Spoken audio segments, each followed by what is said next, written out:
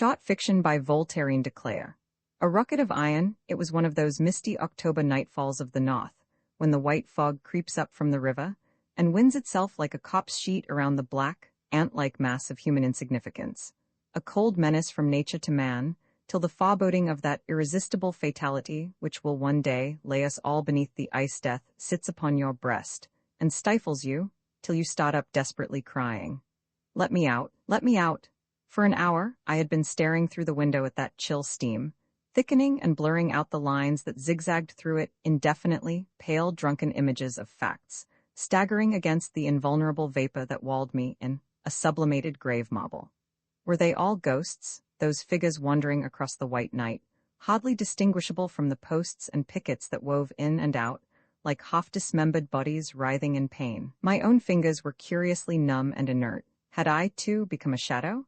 It grew unbearable at last, the pressure of the foreboding at my heart, the sense of that uncreeping of universal death. I ran out of doors, impelled by the vague impulse to assert my own being, to seek relief in struggle, even though foredoomed futile, to seek warmth, fellowship, somewhere, though but with those ineffective pallors in the mist that dissolved even while I looked at them. Once in the street, I ran on indifferently, glad to be jostled, glad of the snarling of dogs and the curses of laborers calling to one another. The penumbra of the mist, that menacing dim foreshadow, had not chilled these then. On, through the alleys where human flesh was close, and when one listened one could hear breathings and many feet, drifting at last into the current that swept through the main channel of the city, and presently whirled round in an eddy. I found myself staring through the open door of the great iron works. Perhaps it was the sensation of warmth that held me there first, some feeling of exhilaration, and wakening defiance in the flash and swirl of the yellow flames, this, mixed with an indistinct desire to clutch at something, anything, that seemed stationary in the midst of all this that slipped and wavered and fell away. No, I remember now. There was something before that. There was a sound that had stopped my feet in their going, and smote me with a long shudder. A sound of hammers, beating a terrific hail, momentarily faster and louder, and in between a panting as of some great monster catching breath beneath the driving of that iron rain. Faster, clang, a long reverberant shriek. The giant had rolled and shivered in his pain. Involuntarily, I was drawn down into the valley of the sound, words muttering themselves through my lips as I passed. Forging, what are they forging there?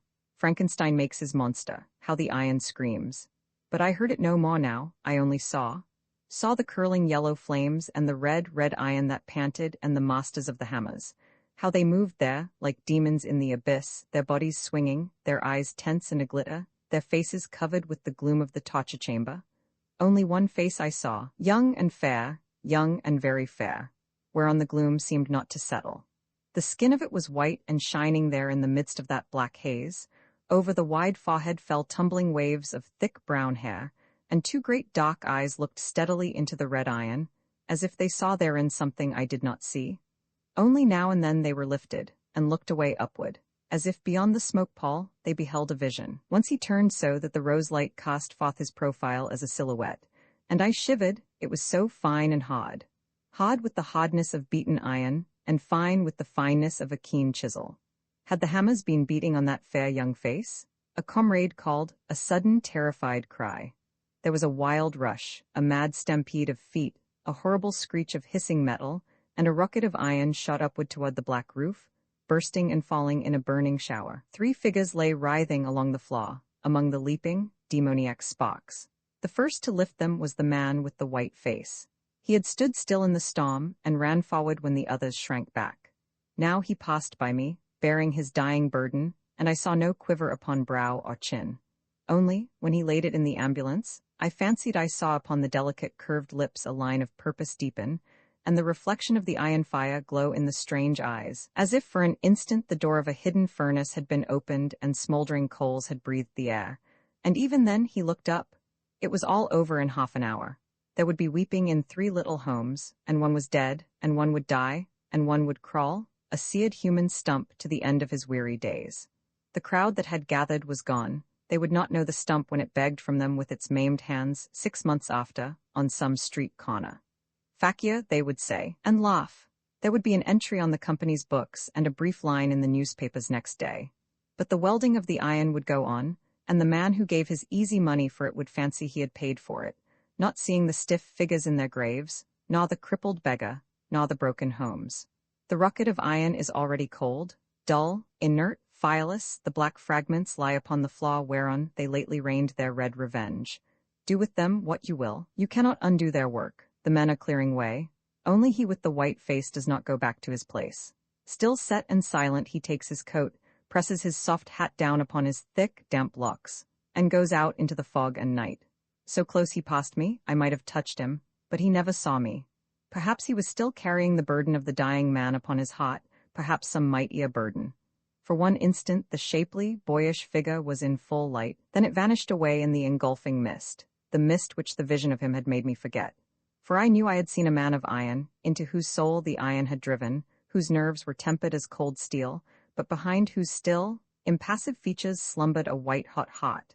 And others should see a rocket and a ruin, and feel the vengeance of beaten iron, before the mist comes and swallows all. I had forgotten. Upon that face, that young, fair face, so smooth and fine that even the black smoke would not rest upon it, there bloomed the roses of early death. Hothouse flowers. The individualist and the communist want a dialogue, oh no. His lodgings will be secure? When you admitted that competition is not now free, did I not say to you that when it becomes so, one of two things must happen? Either the laborer will employ himself, or the contractor must pay him the full value of his product. The result would be increased demand for labor. Able to employ himself, the producer will get the full measure of his production, whether working independently, by contract, or cooperatively, since the competition of opportunities, if I may so present it, would destroy the possibility of profits. With the reward of labor raised to its entire result, a higher standard of living will necessarily follow. People will want more in proportion to their intellectual development. With the gratification of desires come new wants, all of which guarantees constant labor demand.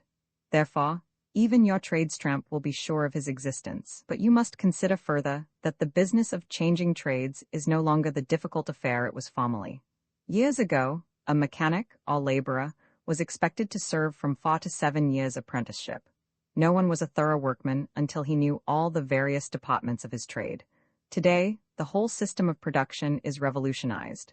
Men become specialists. A shoemaker, for instance, spends his days in sewing one particular seam. The result is great rapidity and proficiency in a comparatively short pace of time. No great amount of strength or skill is required. The machine furnishes both. Now, you will readily see that, even supposing an individual changes his vocation half a dozen times, he will not travel very long before he finds that to which he is adapted, and in which he can successfully compete with others. The old shoemaker, he had lived a long time there, in the house at the end of the alley, and no one had ever known that he was a great man. He was lean and palsied and had a crooked back. His beard was gray and ragged, and his eyebrows came too far forward. There were seams and flaps in the empty, yellow old skin, and he gasped horribly when he breathed, taking hold of the lintel of the door to steady himself when he stepped out on the broken bricks of the alley. He lived with a frightful old woman who scrubbed the floors of the rag shop, and drank beer, and growled at the children who poked fun at her. He had lived with her 18 years, she said, stroking the furry little kitten that curled up in her neck as if she had been beautiful. 18 years they had been drinking and quarreling together, and suffering. She had seen the flesh sucking away from the bones, and the skin falling in upon them, and the long, lean fingers growing more lean and trembling, as they crooked round his shoemaking tools. It was very strange she had not grown thin. The beer had bloated her, and rolls of weak, shaking flesh lapped over the ridges of her uncouth figure.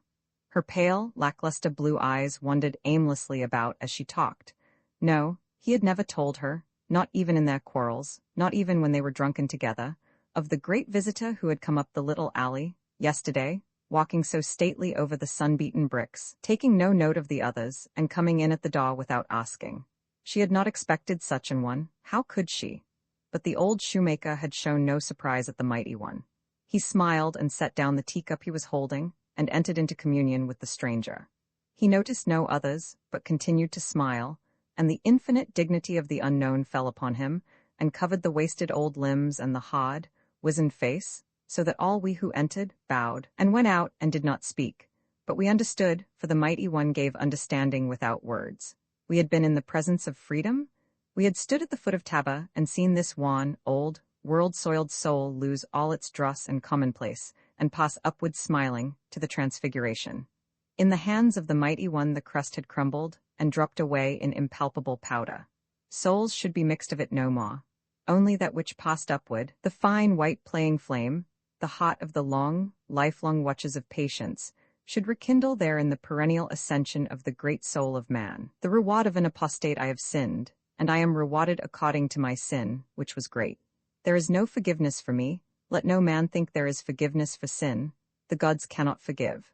This was my sin, and this is my punishment, that I forsook my God to follow a stranger, only a while, a very brief while, and when I would have returned there was no more returning. I cannot worship any more, that is my punishment, I cannot worship any more. Oh, that my God will none of me, that is an old sorrow. My God was beauty, and I am all unbeautiful, and ever was. There is no grace in these harsh limbs of mine, nor was at any time. I, to whom the glory of a lit eye was as the shining of stars in a deep well, have only dull and faded eyes, and always had. The chiseled lip and chin whereover runs the radiance of life in bubbling gleams, the cup of living wine was never mine to taste or kiss. I am earth-colored, and for my own ugliness sit in the shadow, that the sunlight may not see me, nor the beloved of my God. But once in my hidden corner, behind the curtain of shadows, I blinked at the glory of the world, and had such joy of it as only the ugly know, sitting silent and worshipping, forgetting themselves and forgotten. Here in my brain it glowed, the shimmering of the dying sun upon the shore, the long gold line between the sand and sea, where the sliding foam caught fire and burned to death. Here in my brain it shone, the white moon on the wrinkling river, running away, a dancing ghost line in the illimitable night. Here in my brain rose the mountain curves, the great still world of stone, summit upon summit sweeping skyward, lonely and conquering. Here in my brain, my little brain, behind this tiny ugly wall of bone stretched over with its dirty yellow skin, glittered the far high blue desert with its sand of stars, as I have watched it, nights and nights, alone, hid in the shadows of the prairie grass. Here rolled and swelled the seas of corn, and blossoming fields of nodding bloom, and flower flies on their hovering wings went flickering up and down, and the quick spring of lithe-limbed things went scattering dew across the sun, and singing streams went shining down the rocks, spreading bright veils upon the crags. Here in my brain, my silent, unrevealing brain, were the eyes I loved, the lips I dared not kiss, the sculptured heads and tendrilled hair. They were here always in my wonder house, my house of beauty, the temple of my God. I shut the door on common life and worshipped here. And no bright, living, flying thing, in whose body beauty dwells as guest, can guess the ecstatic joy of a brown, silent creature, a toad thing, squatting on the shadowed ground, self-blotted, motionless, thrilling with the presence of all beauty, though it has no part therein. But the gods are many. And once a strange god came to me. Sharp upon the shadowy ground he stood, and beckoned me with knotted fingers. There was no beauty in his lean figure and sunken cheeks, but up and down the muscles ran like snakes beneath his skin, and his dark eyes had summer fires in them. And as I looked at him, I felt the leap of prisoned forces in myself, in the earth, in the air, in the sun, all throbbed with the pulse of the wild god's heart.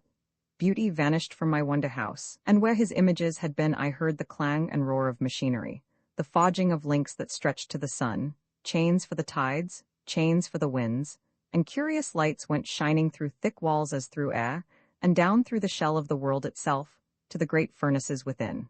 Into those seething depths, the god's eyes peered, smiling and triumphing, then with an upglance at the sky and a waste glance at me, he strode off. This is my great sin, for which there is no pardon. I followed him, the rude god energy, followed him, and in that abandoned moment swore to be quit of beauty, which had given me nothing, and to be worshipper of him to whom I was akin, ugly but sinuous, resolute, daring, defiant, maker and breaker of things, remolder of the world. I followed him, I would have run abreast with him. I loved him, not with that still ecstasy of flooding joy wherewith my own God filled me of old, but with impetuous, eager fires that burned and beat through all the blood threads of me. I love you, love me back, I cried, and would have flung myself upon his neck. Then he turned on me with a ruthless blow and fled away over the world, leaving me crippled, stricken, powerless, a fierce pain driving through my veins, gusts of pain.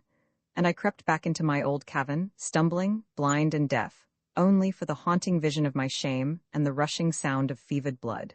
The pain is gone. I see again. I care no more for the taunt and blow of that fierce god who was never mine. but in my wonder house it is all still and bare. No image lingers on the blank mirrors anymore. No singing bell floats in the echoless dome.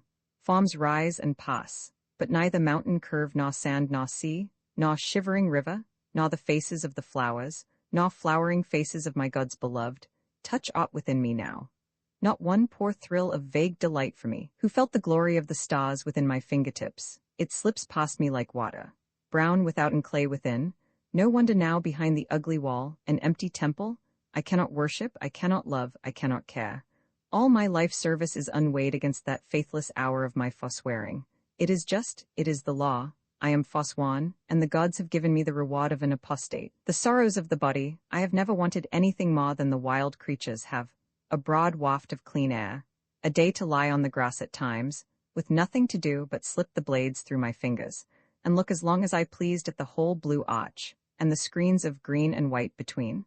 Leave for a month to float and float along the salt crests and among the foam, or roll with my naked skin over a clean long stretch of sunshiny sand. Food that I liked, straight from the cool ground, and time to taste its sweetness and time to rest after tasting. Sleep when it came, and stillness, that the sleep might leave me when it would, not sooner. Air, room, light rest, nakedness when I would not be clothed, and when I would be clothed, garments that did not fetter. Freedom to touch my Mother Earth, to be with her in storm and shine as the wild things are. This is what I wanted, this, and free contact with my fellows. Not to love and lie and be ashamed, but to love and say I love and be glad of it, to feel the currents of 10,000 years of passion flooding me, body to body, as the wild things meet. I have asked no more, but I have not received. Over me there sits that pitiless tyrant, the soul, and I am nothing. It has driven me to the city where the air is fever and fire, and said, breathe this. I would learn. I cannot learn in the empty fields. Temples are here. Stay. And when my poor, stifled lungs have panted till it seemed my chest must burst, the soul has said, I will allow you then an hour or two. We will ride, and I will take my book and read meanwhile. And when my eyes have cried out with tears of pain for the brief vision of freedom drifting by, only for leave to look at the great green and blue an hour, after the long, dull red horror of walls, the soul has said, I cannot waste the time altogether. I must know, read. And when my ears have pleaded for the singing of the crickets and the music of the night, the soul has answered, no, gongs and whistles and shrieks are unpleasant if you listen, but school yourself to hearken to the spiritual voice, and it will not matter. When I have beat against my narrow confines of brick and mortar, the soul has said, miserable slave, why are you not as I, who in one moment fly to the utterest universe? It matters not where you are, I am free. When I would have slept so that the lids fell heavily and I could not lift them, the soul has struck me with a lash, crying, awake, drink some stimulant for those shrinking nerves of yours, there is no time to sleep till the work is done. And the cursed poison worked upon me till its will was done. When I would have dallied over my food, the soul has ordered, hurry, hurry, do I have time to waste on this disgusting scene? Fill yourself and be gone. When I have envied the very dog, rubbing its bare back along the ground in the sunlight, the soul has exclaimed, would you degrade me so far as to put yourself on a level with beasts? And my bands were drawn tighter. When I have looked upon my kind and longed to embrace them, hungered wildly for the press of arms and lips, the soul has commanded sternly, cease, vile creature of fleshly lusts, eternal reproach. Will you forever shame me with your beastliness? And I have always yielded, mute, joyless, fetid. I have trod the world of the soul's choosing, and served and been unrewarded. Now I am broken before my time, bloodless, sleepless, breathless, half-blind, racked at every joint, trembling with every leaf. Perhaps I have been too hard, said the soul. You shall have a rest. The boon has come too late. The roses are beneath my feet now, but the perfume does not reach me. The willows trail across my cheek and the great arches overhead, but my eyes are too weary to lift to it. The wind is upon my face, but I cannot bear my throat to its caress. Vaguely I hear the singing of the night through the long watches when sleep does not come, but the answering vibration thrills no more. Hands touch mine. I longed for them so once, but I am as a corpse. I remember that I wanted all these things, but now the power to want is crushed from me, and only the memory of my denial throbs on, with its never-dying pain. And still I think, if I were left alone long enough, but already I hear the tyrant up there plotting to slay me. Yes, it keeps saying, it is about time. I will not be chained to a rotting carcass. If my days are to pass in perpetual idleness, I may as well be annihilated. I will make the wretch do me one more service. You have clamored to be naked in the water. Go now, and lie in it forever. Yes, that is what it is saying, and the sea stretches down there. The triumph of youth, the afternoon blazed and glittered along the motionless treetops, and down into the yellow dust of the road. Under the shadows of the trees, among the powdered grass and bushes, sat a woman and a man. The man was young and handsome in a way, with a lean, eager face and burning eyes, a forehead in the old poetic mold crowned by loose dark waves of hair.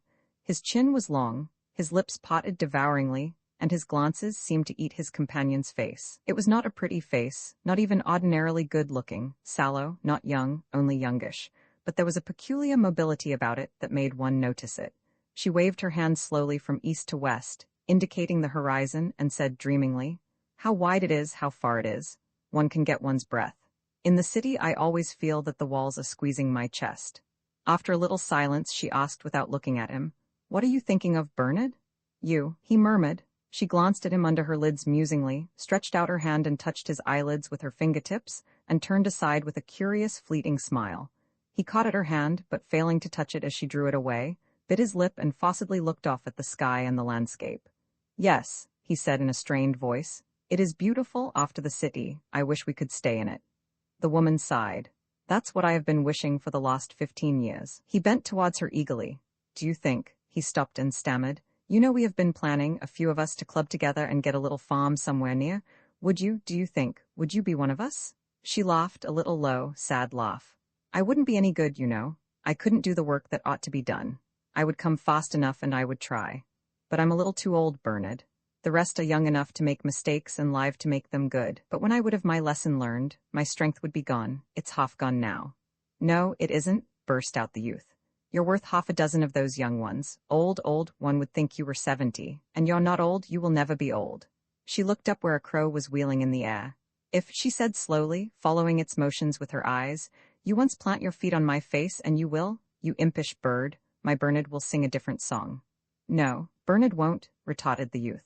"Bernard knows his own mind, even if he is only a boy." "I don't love you for your face, you?" she interrupted him with a shrug and a bitter sneer. Evidently, who would?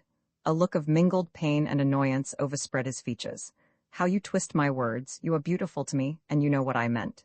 "Well," she said, throwing herself backward against a tree trunk and stretching out her feet on the grass, ripples of amusement wavering through the cloudy expression, "tell me, what do you love in me?" He was silent, biting his lower lip. "I'll tell you then," she said. "It's my energy, the life in me. That is youth, and my youth has overlived its time. I've had a long lease, but it's going to expire soon. So long as you don't see it, so long as my life seems fuller than yours, well, but when the failure of life becomes visible, while your own is still in its growth, you will turn away. When my feet won't spring any more, yours will still be dancing, and you will want dancing feet with you." "I will not," he answered shortly. "I've seen plenty of other women. I saw all the crowd coming up this morning, and there wasn't a woman there to compare with you.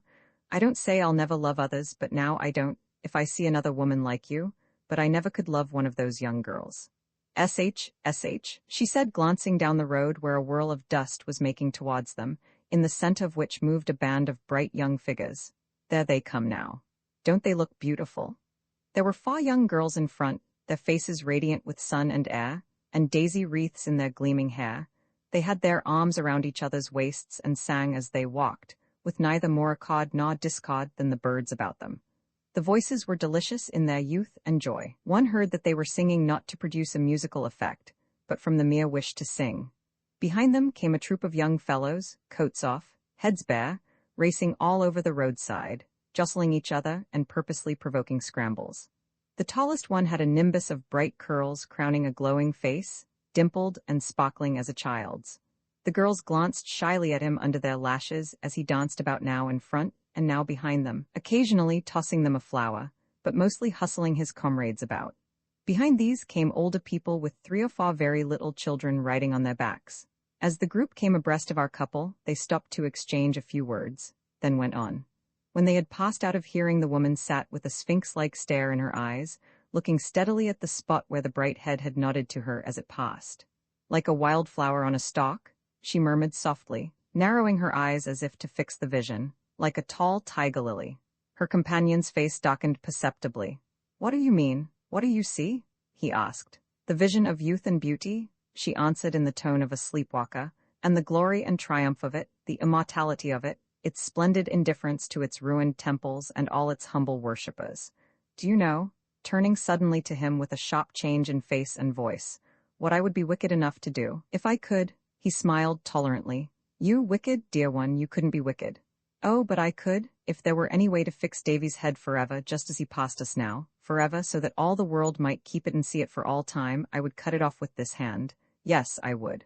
Her eyes glittered mercilessly. He shook his head, smiling. You wouldn't kill a bug, let alone Davy. I tell you I would. Do you remember when Nathaniel died? I felt bad enough. But do you know the week before, when he was so very sick? I went out one day to a beautiful glen we used to visit together. They had been improving it. They had improved it so much that the water is all dying out of the creek. The little boats that used to float like pond lilies lie all helpless in the mud, and hardly a ribbon of water goes over the fall, and the old giant trees are withering. Oh, it hurt me so to think the glory of 1,000 years was vanishing before my eyes, and I couldn't hold it. And suddenly, the question came into my head. If you had the power, would you save Nathaniel's life, or bring back the water to the glen? And I didn't hesitate a minute. I said, let Nathaniel die and all my best loved ones and I myself, but bring back the glory of the glen. When I think, she went on, turning away and becoming dreamy again, of all the beauty that is gone that I can never see, that is lost forever, the beauty that had to alter and die, it stifles me with the pain of it. Why must it all die? He looked at her wonderingly. It seems to me, he said slowly, that beauty worship is almost a disease with you. I wouldn't like to care so much for mere outsides. We never long for the thing we are rich in, she answered in a dry, changed voice. Nevertheless his face lighted. It was pleasant to be rich in the thing she worshipped. He had gradually drawn near her feet and now suddenly bent forward and kissed them passionately.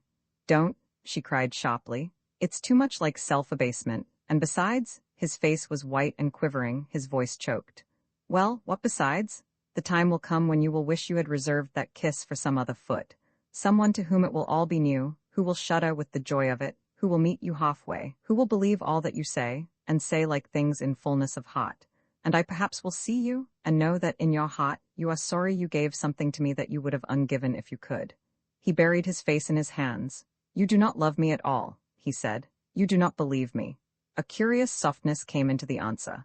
Oh yes, dear, I believe you. Years ago I believed myself when I said the same sort of thing, but I told you I am getting old. I cannot unmake what the years have made, nor bring back what they have stolen. I love you for your face. The words had a sting in them, and for your soul too, and I am glad to be loved by you. But do you know what I am thinking? He did not answer. I am thinking that as I sit here, beloved by you and others who are young and beautiful, it is no lie, in a triumph I have not sought, but which I am human enough to be glad of, envied no doubt by those young girls. I am thinking how the remorseless feet of youth will tramp on me soon and carry you away. And very slowly, in my day of pain, you will not be near, nor the others. I shall be alone. Age and pain are unlovely. You won't let me come near you, he said wildly. I would do anything for you. I always want to do things for you to spare you, and you never let me. When you are in pain, you will push me away. A fairly exultant glitter flashed in her face.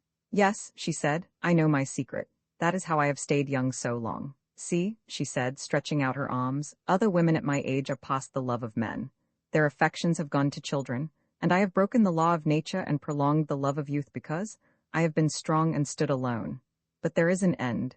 Things change, seasons change, all change. What's the use of saying never, forever? Forever, never, like the old clock on the stairs. It's a big lie. I won't talk any more, he said, but when the time comes you will see. She nodded. Yes, I will see. Do you think all people alike? As like as ants. People are vessels which life fills and breaks as it does trees and bees and other sorts of vessels. They play when they are little, and then they love, and then they have children, and then they die. Ants do the same. To be sure, but I don't deceive myself as to the scope of it.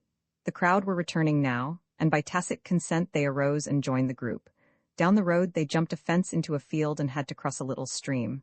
Where is our bridge? Called the boys. We made a bridge, someone has stolen our bridge. Oh, come on, cried Davy, let's jump it. 3 ran and sprang, they landed laughing and taunting the rest. Bernard sought out his beloved. Shall I help you over? He asked. No, she said shortly. Help the girls? And brushing past him she jumped, falling a little short and muddying a foot, but scrambling up unaided. The rest debated, seeking an advantageous point. At last they found a big stone in the middle, and pulling off his shoes, Bernard waded in the creek, helping the girls across. The smallest one, large-eyed and timid, clung to his arm and let him almost carry her over. "He does it real natural," observed Davy, who was whisking about in the daisy field like some flashing butterfly. They gathered daisies and laughed and sang and chatted till the sun went low.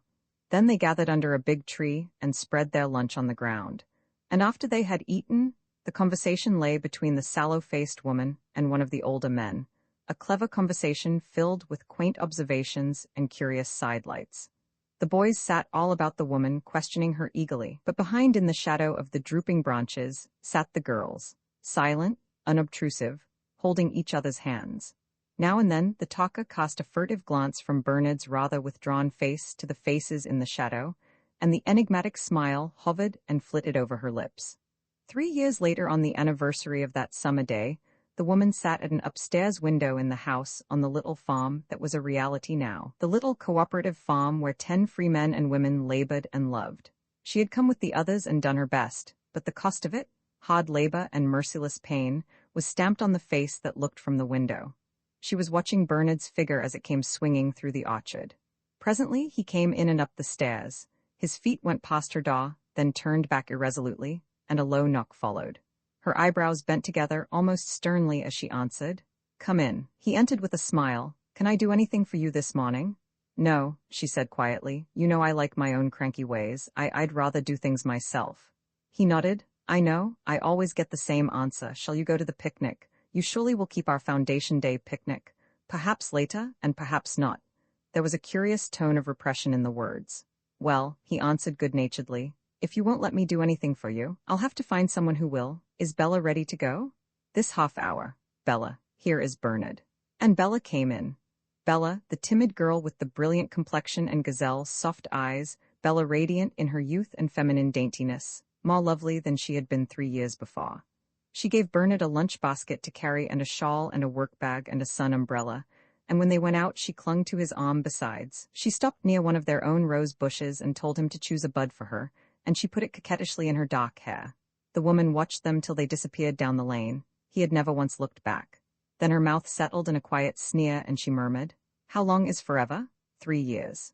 After a while she rose and crossed to an old mirror that hung on the opposite wall. Staring at the reflection it gave back, she whispered drearily, "You are ugly, you are eaten with pain. Do you still expect the dew of youth and beauty? Did you not know it all long ago?" Then something flashed in the image, something as if the features had caught fire and burned. "I will not," she said hoarsely, her fingers clenching. "I will not surrender. Was it he I loved? It was his youth, his beauty, his life. And younger youth shall love me still, stronger life. I will not die alive."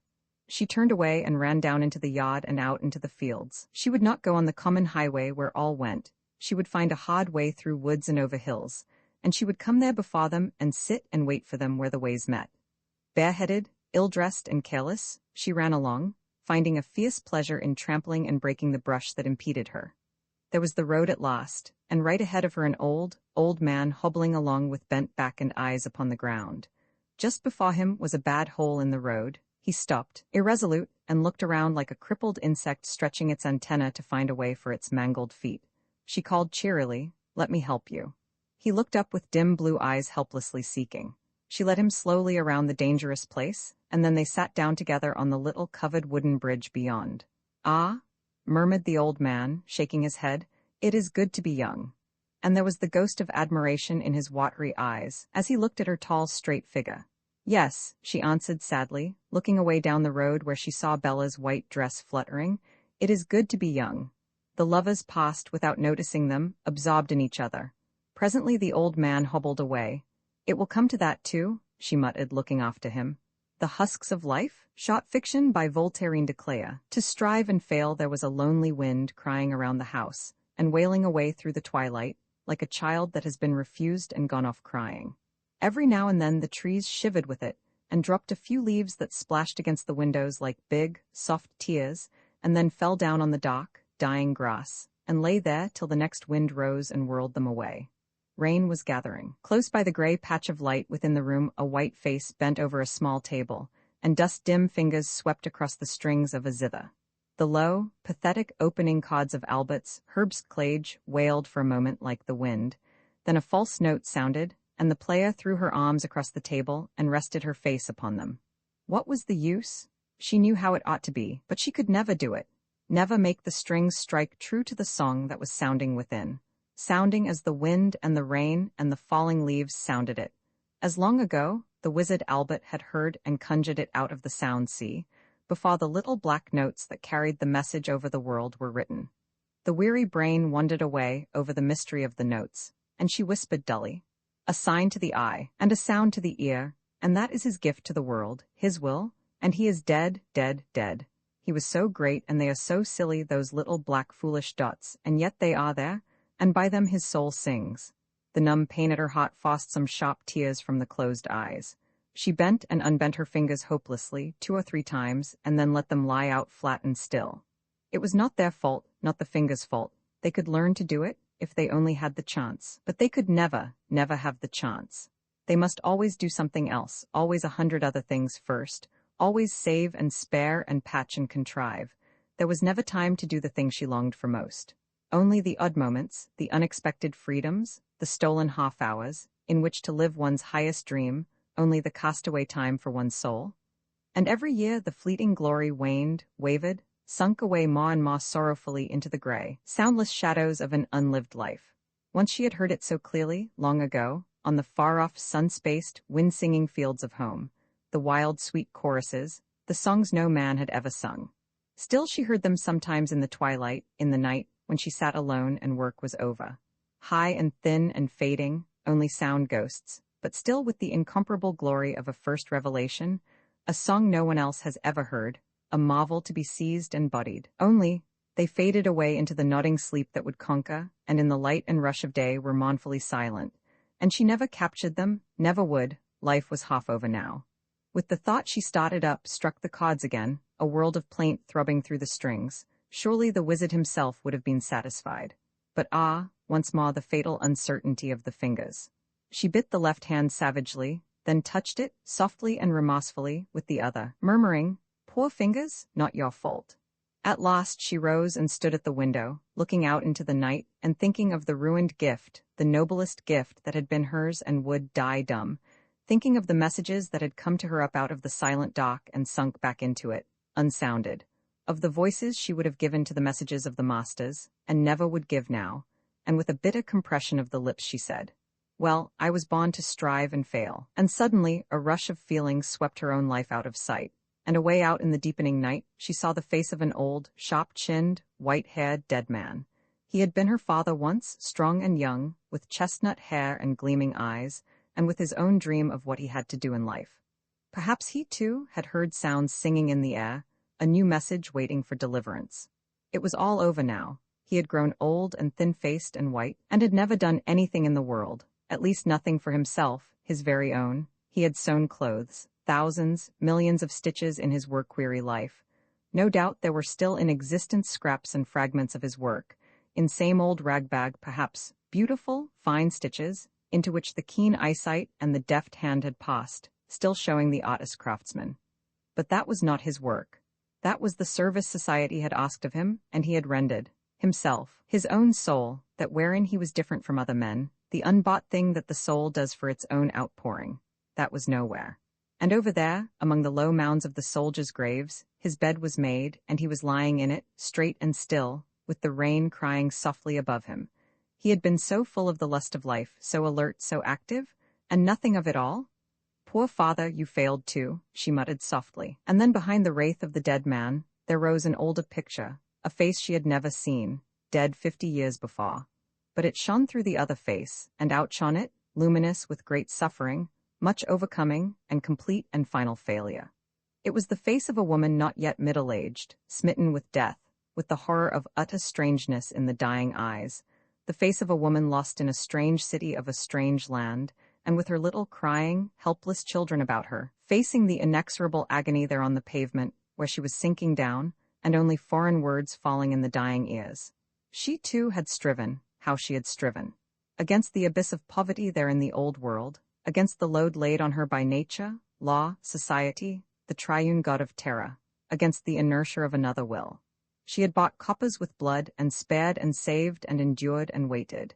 She had bent the gods to her will. She had sent her husband to America, the land of freedom and promise.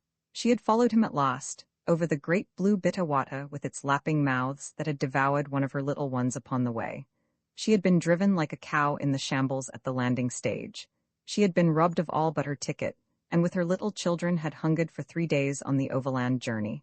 She had lived it through, and set foot in the promised land, but somehow the waiting face was not there, had missed her or she, him.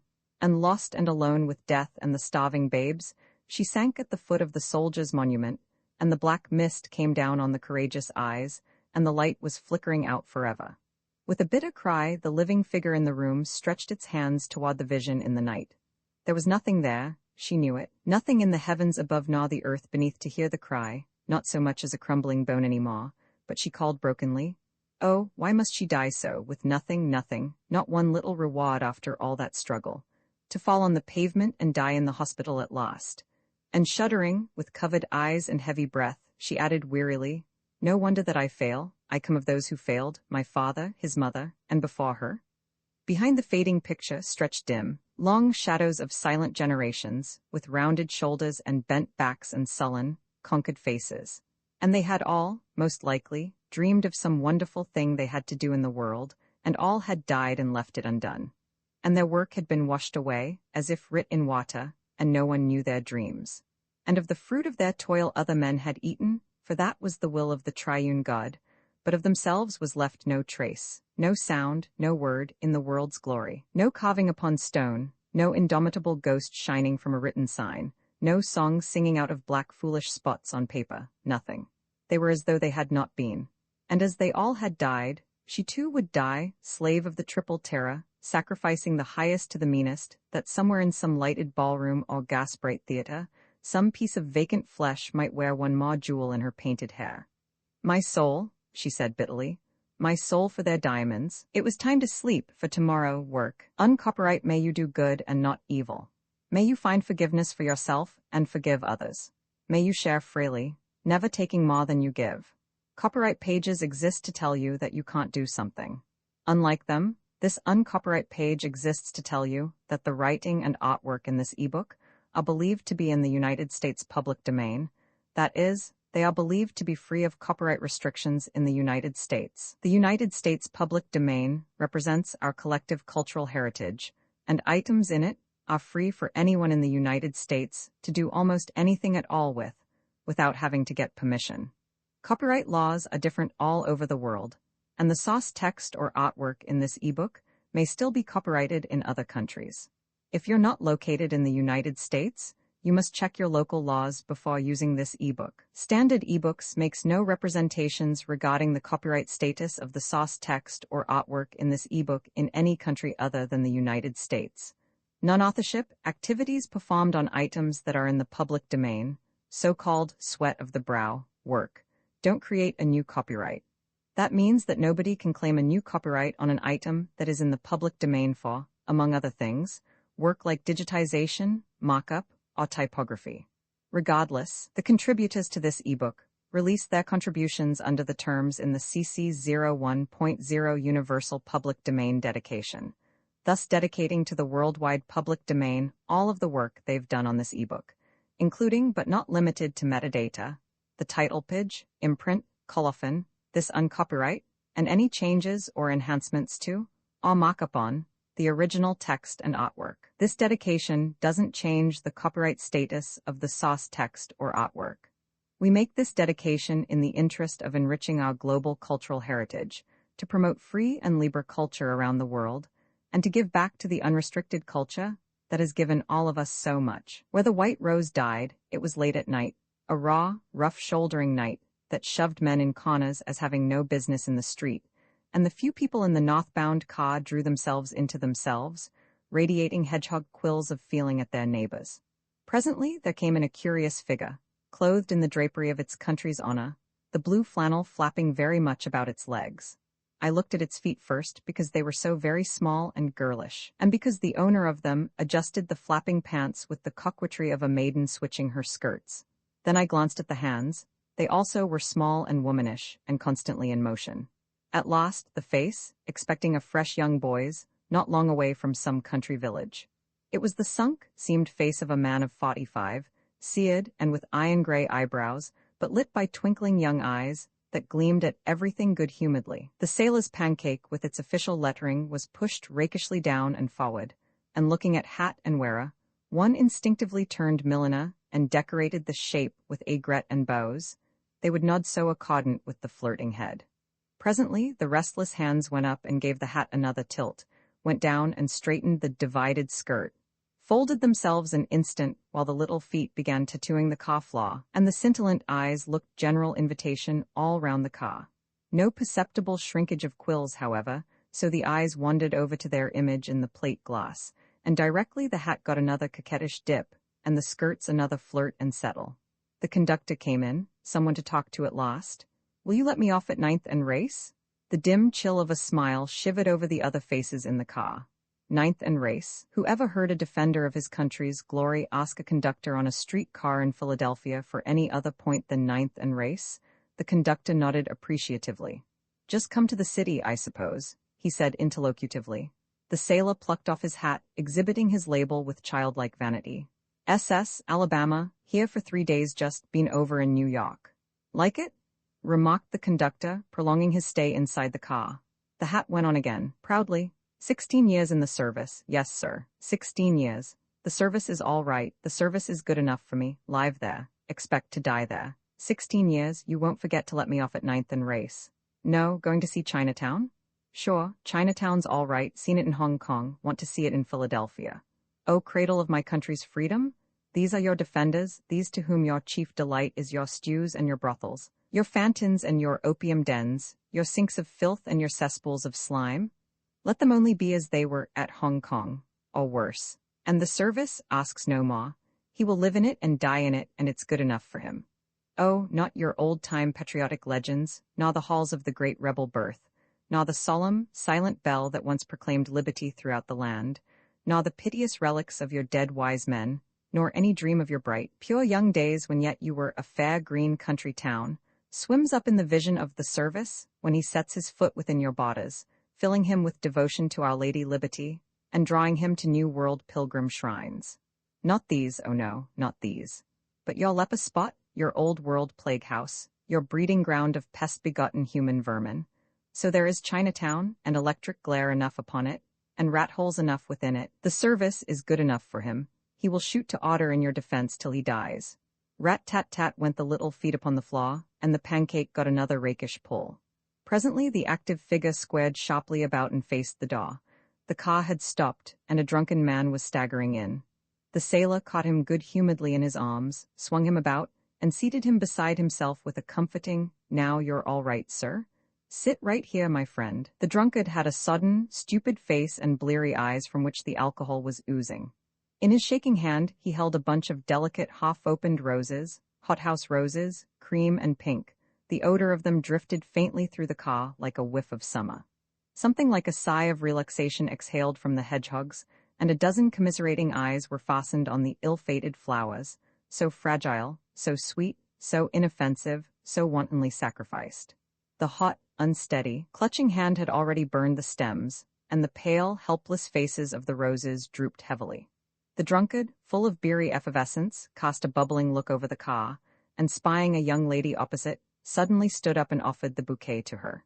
She stared resolutely through him, seeing and hearing nothing, not even the piteous child blossoms, with their pleading, downbent heads, and with a confused muttering of no offense, you know." The man sank back again. As he did so, the uncertain fingers released one stem, and a cream-white bloom went fluttering down, like a butterfly with broken wings. There it lay, jolting back and forth on the dirty floor, and no one dared to pick it up. Presently the drunkard sopped over comfortably on the sailor's shoulder, who, with a generally directed wink of bonhomie, settled him easily, bestowing a sympathetic pat upon the bloated cheek. The conductor disturbed the situation by asking for his fare. The drunkard stupidly rubbed his eyes and offered his flowers in place of the nickel. Again they were refused, and after a fluctuant search in his pockets between intervals of nodding, the dirty, over-fingered bit of metal was produced, accepted. And still the dying blossoms shivered in the torturer's hands. He was drowsing off again, when, by some sudden turn of the obstructed machinery in his skull, his lids opened and he struggled up. The image of myself must have swum suddenly across the momentarily acting eye nerve, and with gurgling deference, at the imminent risk of losing his equilibrium once more, he proffered the bouquet to me, grabbing the heads and presenting them stem-end towards. A smothered snuffle went round the car. I wanted them? Oh, how I wanted them. My heart beat suffocatingly with the sense of baffled pity and rage and cowardice. Who was he, that drunken sot, with his smirching, wobbling hand, that I should fear to take the roses from him? Why must I grind my teeth and sit there helpless, while those beautiful things were crushed and blasted and torn in living fragments? I could take them home, I could give them drink, they would lift up their heads, they would open wide, for days they would make the room sweet, and the pale, soft glory of their inimitable petals would shine like a luminous promise across the winter. Nobody wanted them, nobody cared. This sodden beast in the flare-up of his consciousness wished to be quit of them. Why might I not take them? Something sharp bit and burned my eyelids as I glanced at the one on the floor. The conductor had stepped on it and crushed it open, and there lay the marvelous creamy leaves, curled at their edges like kiss-seeking lips, each with its glory greater than Solomon's, all fouled and ruined in the human reek. And I dared not save the others. Miserable coward. I forced my hands tighter in my pockets and turned my head away towards the outside night and the backwoods slipping street. Between me and it, a dim reflection wavered, the image of the thing that stood there before me, and somewhere, like a far-off, dulled bell, I heard the words, "And God created man in his own image, in the image of God created he him." The sailor, no doubt with the kindly intention of relieving me from annoyance, and not averse to play with anything, made pretense of seizing the roses. Then the drunkard, in an abandon of generosity, began tearing off the blossoms by the heads, scrutinizing, and casting each away as unfit for the exalted service of his friend, till the latter reaching out managed to get hold of a white one with a stem. He trimmed its sheltering green carefully, brought out a long black pin, stuck it through the stalk, and fastened the pale shining head against his dark blue blouse. All Hedgegree smiled. We had thrust the roses through with our forbidding quills. What matter that a barbarian nail crucified this last one? The drunkard slept again, limply holding his scattering bunch of headless stems and torn foliage. Pink and cream, the petals strewed the floor. Where was the loving hand that had nursed them to bloom in this hard, unwanted weather, loved and nursed and sold them? Ninth and race, sang out the conductor. The sailor sprang up with a merry grin, bowed gaily to everyone, twinkled his fingers in the air with a blithe ta-ta, "I'm off for Chinatown," as he slid through the door, and was away in a trice, tripping down to the pestiferous sink that was awaiting him somewhere. And on his breast he wore the pallid flower that had offered its stainless beauty to me, that I had loved, and had not loved enough to save. The rest were dead. But that one? Somewhere down there in a den, where even the gas-choked lights were leering like prostitutes' eyes, down there in that trough of swill and swine, that pure, still thing had yet to die. Table of contents landmarks. At the end of the alley, it is a long narrow pocket opening on a little street which runs like a tortuous seam up and down the city, over there. It was at the end of the summer. And in summer, in the evening, the mouth of the pocket is hard to find, because of the people, in it and about, who sit across the passage, gasping at the dirty winds that come loafing down the street like crafty beggars seeking a hole to sleep in like mean beggars, bereft of the spirit of free windhood. Down in the pocket itself the air is quite dead. One feels oneself enveloped in a scum-covered pool of it, and at every breath long filaments of invisible roots, swamp roots, tear and tangle in your floundering lungs. I had to go to the very end, to the bottom of the pocket. There, in the deepest of these alley-holes, lives the woman to whom I am indebted for the whiteness of this waist I wear. How she does it, I don't know. Poverty works miracles like that, just as the black marsh mud gives out lilies. At the very last door I knocked, and presently a man's voice, weak and suffocated, called from a window above. I explained. "There's a chair there, sit down, she'll be home soon." And the voice was caught in a cough. This, then, was the consumptive husband she had told me of. I looked up at the square hole dimly outlined in the darkness, whence the cough issued, and suddenly felt a horrible pressure at my heart and a curious sense of entanglement, as if all the invisible webs of disease had momentarily acquired a conscious sense of prey within their clutch, and tightened on it like an octopus. The haunting terror of the unknown, the dim horror of an anemic presence, recoil before the merciless creeping and floating of an enemy one cannot grasp or fight, repulsive turning from a thing that has reached behind, while you have been seeking to face it. That is there awaiting you with the frightful ironic laughter of the silence. All this swept round and through me as I stared up through the night. Up there on the bed he was lying, He who had been meshed in the fatal web for 3 long years, and was struggling still. In the darkness, I felt his breath draw. The sharp barking of a dog came as a relief. I turned to the broken chair and sat down to wait. The alley was hemmed in by a high wall, and from the farther side of it, there towered up 4 magnificent old trees, whose great crowns sent down a whispering legend of vanished forests and the limitless sweep of clean air that had washed through them, long ago, and that would never come again. How long since those far days of purity, before the plague spot of man had crept upon them? How strong those proud old giants were that had not yet been strangled? How beautiful they were! How mean and ugly were the misshapen things that sat in the doorways of the foul dens that they had made, chattering, as ages ago the apes had chatted in the forest. What curious beasts they were, with their paws and heads sticking out of the coverings they had twisted round their bodies, chattering always, and always moving about, unable to understand the still strong growths of silence. So a half-hour passed. At last, I saw a parting in the group of bodies across the entrance of the pocket, and a familiar weary figure carrying a basket, coming down the brickway. She stopped halfway where a widening of the alley furnished the common drying place, and a number of clotheslines crossed and recrossed each other, casting a net of shadows on the pavement. After a glance at the sky, which had clouded over, she sighed heavily and again advanced. In the sickly light of the alley lamp, the rounded shoulders seemed to droop like an old crone's, yet the woman was still young. That she might not be startled, I called, "Good evening." The answer was spoken in that tone of false cheerfulness which the wretched always give to their employers, but she sank upon the step with the habitual but I'm glad to sit down, of one who seldom sits. Tired out, I suppose. The day has been so hot. Yes, and I've got to go to work and iron again till 11 o'clock, and it's awful hot in that kitchen. I don't mind the washing so much in summer, I wash out here, but it's hot ironing. Are you in a hurry? I said no and sat on. How much rent do you pay? I asked. $7. 3 rooms? Yes, one over the other. Yes, it's an awful rent and he won't fix anything. The door is half off its hinges and the paper is a sight. Have you lived here long? Over 3 years. We moved here before he got sick. I don't keep nothing right now, but it used to be nice. It's so quiet back here away from the street, you don't hear no noise. That fence ought to be whitewashed. I used to keep it white and everything clean, and it was so nice to sit out here in summer under them trees. You could just think you were in the park. A curious wonder went through me. Somewhere back in me a voice was saying, "To him that hath shall be given, and from him that hath not, it shall be taken away even that which he hath." This horrible pool had been nice to her. Again I felt the abyss seizing me with its tentacles, and high overhead in the tree crowns I seemed to hear a spectral mockery of laughter.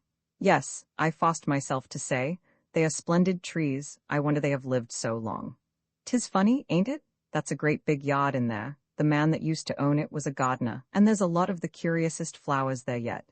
But he's dead now, and the folks that's got it don't keep up nothing. They're waiting to sell it, I suppose. Above, over our heads, the racking cough sounded again. "Ain't it terrible?" she murmured. Day and night, he don't get no rest, and neither do I. It's no wonder some people commit suicide. Does he ever speak of it? I asked. Her voice dropped to a semi-whisper. Not now so much, since the church people's got hold of him. He used to, I think he'd 'a' done it if it hadn't been for them. But they've been kind o' talkin' to him lately, and tellin' him it wouldn't be right, on account of the insurance, you know. My heart gave a wild bound of revolt, and I shut my teeth fast. Oh man, what have you made of yourself? More stupid than all the beasts of the earth, for a dole of the things you make to be rubbed of. Living, to be rubbed of and poisoned with, you consent to the death that eats with a million mouths, eats inexorably. You submit to unnameable torture in the holy name of insurance. And in the name of insurance, this miserable woman keeps alive the bones of a man. I took my bundle and went. And all the way I felt myself tearing through the tendrils of death that hung and swayed from the noisome wall, and caught at things as they passed. And all the way there pressed upon me pictures of the skeleton and the woman, clothed in firm flesh, young and joyous, and thrilling with the love of the well and strong. Ah, if someone had said to her then, "Some day you will slave to keep him alive through fruitless agonies, that for your lost reward you may take the price of his pain." Roman 2 alone, I was wrong. I thought she wanted the insurance money, but I misunderstood her. I found it out one wild October day more than a year later, when for the second time I sought the end of the alley. The sufferer had suffered out. The gaunt and wasted shell of the man lay no more by the window in the upper story. The woman was free. Rest at last, I thought, for both of them. But it was not as I thought. I expected ease to come into the woman's drawn face and relaxation to her stooping figure. But something else came upon both, something quite unwanted and inexplicable. A wondering look in the eyes, a stupid drop to the mouth, an uncertainty in her walk, as of one who is half-minded to go back and look for something. There was, too, an irritating irregularity in the performance of her work, which began to be annoying. At last, on that October day, this new unreliability reached the limit of provocation. I was leaving the city, I needed my laundry, needed it at once, and here it was 4 o'clock in the afternoon, the train due at night, and packing impossible till the wash came. It was 5 days overdue. The wind was howling furiously, the rain driving in sheets, but there was no alternative. I must get to the end of the alley and back, somehow. The gray, rain-drenched atmosphere was still grayer in the alley, still grayer at the end. And what with the gray of it and the rain of it, I could scarcely see the thing that sat facing me when I opened the door. A sort of human blur, hunched in a rocking chair, its head sunken on its breast. In response to my startled exclamation, the face was lifted vacantly for a second and then dropped again. But I had seen, drunk, dead drunk, and this woman had never drunk. I looked around the wretched room. By the window, where the gray light trailed in, stood a table covered with unwashed dishes. Some late flies were crawling in the gutters of slop, besotted derelicts of insects, stupidly staggering up and down the cracked china. On the stove stood a number of flat irons, but there was no fire. A mass of unearned clothes lay on an old couch and over the backs of 2 unoccupied chairs. On the wall above the couch hung the portrait of the dead man. I walked to the slumping figure in the rocker, and with ill-contained brutality demanded, "So this is why you did not bring my clothes? Where are they?" I heard my own voice cutting like the edge of a knife, and felt half ashamed when that weak, shaking thing lifted up its foolish face and stared at me with watery, uncomprehending eyes. "My clothes," I reiterated. "Are they here or upstairs?" "Guess so," stammered the uncertain voice. "Gee, guess so." "Nothing for it but to find them myself," I muttered, beginning the search through the pile on the couch. Nothing of mine there, so I needs must climb to the Golgotha on the 2nd floor, from which the cross had disappeared, but which still bore traces of its victim's long crucifixion. A pair of old bed slippers still by the window, a sleeping cap on the wall. Some cannot but leave so the things that have touched their dead. One by one I found the rough dry garments here, there, in the hallway, in the garret, hanging or crumpled up among dozens of others. And all the while I hunted, the rain beat and the wind blew, and a low third sound kept mingling with them, rising from the lower floor. My heart smote me when I heard it, for I knew it was the woman sobbing. The self-righteous Pharisee within me gave an impatient sneer. Alcohol, tears, but something else clutched at my throat, and I found myself glancing at the dead man's shoes. When I went downstairs, I avoided the rocking chair, tied up my bundle, counted out the money, laid it on the table, and then turning round said, deliberately and harshly, "There is your money, don't buy whiskey with it, Mrs. Bossett." Crying had a little sobered her. She looked up, still with less light in her face than in an intelligent dog's, but with some dim self-consciousness. It was as a face that had appeared behind deforming bubbles of water. She half lifted her hand, let it fall, and stammered, "No, I won't. It don't do nobody no good." The senseless desire to preach seized hold of me. "Mrs. Bossett," I cried out, "aren't you ashamed of yourself? A woman like you who went through so much and so long and so bravely, and now, when you could get along all right, to act like this?" The soggy mouth dropped open, the glazy eyes stared at me, fixedly and foolishly, then shifted to the portrait on the wall, and with a mawkish simper, as of some old drab playing 16, she slobbered out, nodding to the portrait. "All for the love, o' him." It was so utterly ludicrous that I laughed. Then a cold rage took me. "Look here," I said, and again I heard my own voice, grim and quiet, cutting the air like a whip.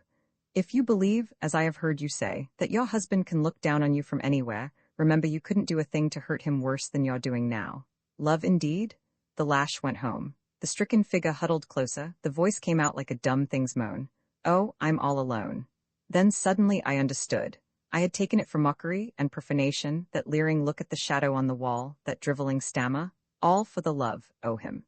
And it had been a solemn thing, no lover's word spoken in the morning of youth with the untried day before it, under the seductive witchery of answering breath and kisses, rushing blood and throbbing bodies. But the word of a woman bent with service, seamed with labor, haggard with watching. The word of a woman who, at the washtub, had kept her sufferer by the work of her hands, and watched him between the snatches of her sleep. The immemorial passion of a common heart, that is not much, that had not much, and has lost all. Years were in it. For years she had had her burden to carry, and she had carried it to the edge of the grave. There it had fallen from her, and her arms were empty, nothing to do any more. Alone. She sat up suddenly with a momentary flare of light in her face. As long as I had him, she said, I could do. I thought I'd be glad when he was gone, a many and many a time, but I'd rather he was up there yet. I did everything. I didn't put him away mean. There was $125 insurance. I spent it all on him. He was covered with flowers. The flare died down, and she fell together like a collapsing bag. I saw the gray vacancy moving inward toward the lost spark of intelligence in her eyes, as an ashing coal whitens inward toward the lost dull red point of fire. Then this heap of rags shuddered with an inhuman whine. A-L-O-N-E. In the crowding shadows, I felt the desolation pressing me like a vise. Behind that sunken heap in the chair gathered a midnight spectre. For a moment I caught a flash from its royal, malignant eyes, the monarch of human ruins, the murderous bridegroom of widowed souls, King Alcohol. After all, as well that way as another, I muttered, and aloud, but the whipcord had gone out of my voice. The money is on the table. She did not hear me. The bridegroom had given his beloved sleep. I went out softly into the wild rain, and overhead, among the lashing arms of the leafless trees, and around the alley pocket, the wind was whining. A-L-O-N-E. Between the living and the dead we were three, a man, a child, and I whom a woman. It was in the winter, and the man sat always at the front window of the third story opposite me, and the child in the parlor 2 stories below, and I from my second story saw them both. If they saw me, or seeing noted me, I do not know, but I think they did. For we were kin, and the only kin in all that life that hurried round us, up and down, up and down. Ah, the long agony of those endless days, while we stayed watching the snow floating in the merciless atmosphere, and the living people going up and down. We the unburied dead who from our coffin windows looked out. The man sat always propped among his pillows with his feet stretched out on the windowsill, looking down, wearily down. I, who could not sit nor lie, stood with my forehead upon the panes of glass, listening to the never-ending roar of the machinery of my own body, the engine beat of a sick heart. And the child, ah well, the child with her ghastly face and sullen blue eyes, sat staring outward at the snow and the life that was all denied her. Such a young child with the glory of youth yet shining in her mass of pale hair. And we thought, we three, as we gazed at the others, busy, so busy with life. Ah, they too must die soon. The woman who sweeps the pavement there, impatient of the falling snow, she too must suffer. Yet a little while she too must suffer and die. One day she will go in and close the door behind her, and never come out again. Those men who tramp so lustily, forcing back the cold and the snow with their hot hearts and limbs, they are tramping straight towards it, that lost door which will open to them the far halls of death, wherein they, too, must sit unburied, long perhaps like us. Ah, what is the use of it all? Why go up and down so? Why wait so long since the end is the same? Why not make an end? Why not make an end? But the will to make an end was dead also, so we stayed on, looking from our coffins at the world that did not interest us, to which we did not belong, dead things with living eyes. But there came a day, a soft, stray day that had wandered among the winter riggers, a day with a blue sky and a flood of golden glamours, when life, in mockery, called luringly from afar to her forsaken children. I leaned out over my casement and looked at that swift runlet of being passing by, then up at the man and down at the child. The man was caressing a geranium with his long skeleton fingers, and looking down, down, down, as into a bottomless well. He was measuring. I felt it then, I knew it afterward. But the child, ah, the meagre little creature with her blue-white visage and sunken nose, around the decaying bones of it the lichenous fungus of a rotten birthright, she had crept out upon the doorstep. Even to her, who had begun to die before she saw the light, to die long and in much pain and never know aught of life save fugitive yearnings, inexplicable, ending in nothing, buds that can never fruit nor bloom, even to her the mocking sunlight called, and in the wasted little bosom the fading life swelled vaguely.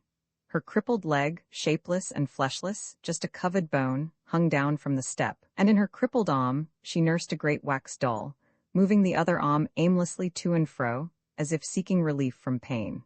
At times she pressed her face against the doll, the only thing in all this great surging world on which she might dare to spend her hungry love. Only there, on the insensate wax, the innocent love of a child might pour itself through the leprous lips whose pure kiss would curse responsive flesh with that undying death of hers. and the great hammer that beat in my head, the merciless hammer that rang like iron, began to clang. And the sins of the fathers shall be visited upon the children unto the third and the fourth generation, and the sins of the fathers. I pressed my ears between my hands, but the hammer clanged on, unto the third and the fourth generation.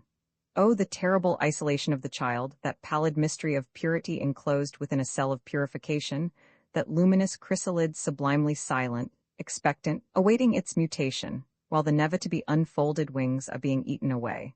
And no living thing dare press the seal of welcome even on that translucent forehead for the foul contamination that lies therein. For the sins of the fathers, under the hammer clang repeating the pitiless law, my head reeled to and fro. Oh, life, life, where will you make it up to her? Why was the dream of justice ever born in the human mind, if it must stand dumb before this terrible child? And far away, there stretched before my eyes the limitless procession of little lives that had come forth in waste and blight, to die in their smitten youth, bearing through all their pain in the unnameable grace of babyhood, the aroma of green tendrils, the gloss and the down of childhood shining and floating still among the dust and death. Oh, that girl's long golden hair! How thick and fair it gleams around the waxy face, and the little starved kitten in the alleyway with its delicate paws catching at a wind-blown straw. God, did men ever believe a God could so order life? Did anyone ever believe it? I stared up at the sky, and the face of the consumptive caressing his geranium came in between. Ah, well, he and I at least had lived a little, but the mother of the doll had never lived. She had died always. We have gone from each other now. Somehow the door of my coffin reopened, and I came back to the living. The man passed down to the dead. Of his will he went. It happened so. On a day of thunder and storm he leaned out and measured with his eyes for the last time. Then he looked back into the room. No one was there. He set the geranium carefully at the side of the windowsill and plunged to the stone below, the kind, hard stone that was merciful to him. The child remains. In the summer days she still sits there upon the step, her sullen eyes staring with a seeing blindness at what she does not understand, sometimes the skull-like face bending to kiss the only thing that does not shun her love, the doll. If her father and mother live, they never face that sight. Stranger hands attend her, professional hands, sterilized hands. They do their duty, kindly, but never the warmth of all-oblivious love, careless of contamination, enfolds her to a living breast, kisses through the clay to the spirit.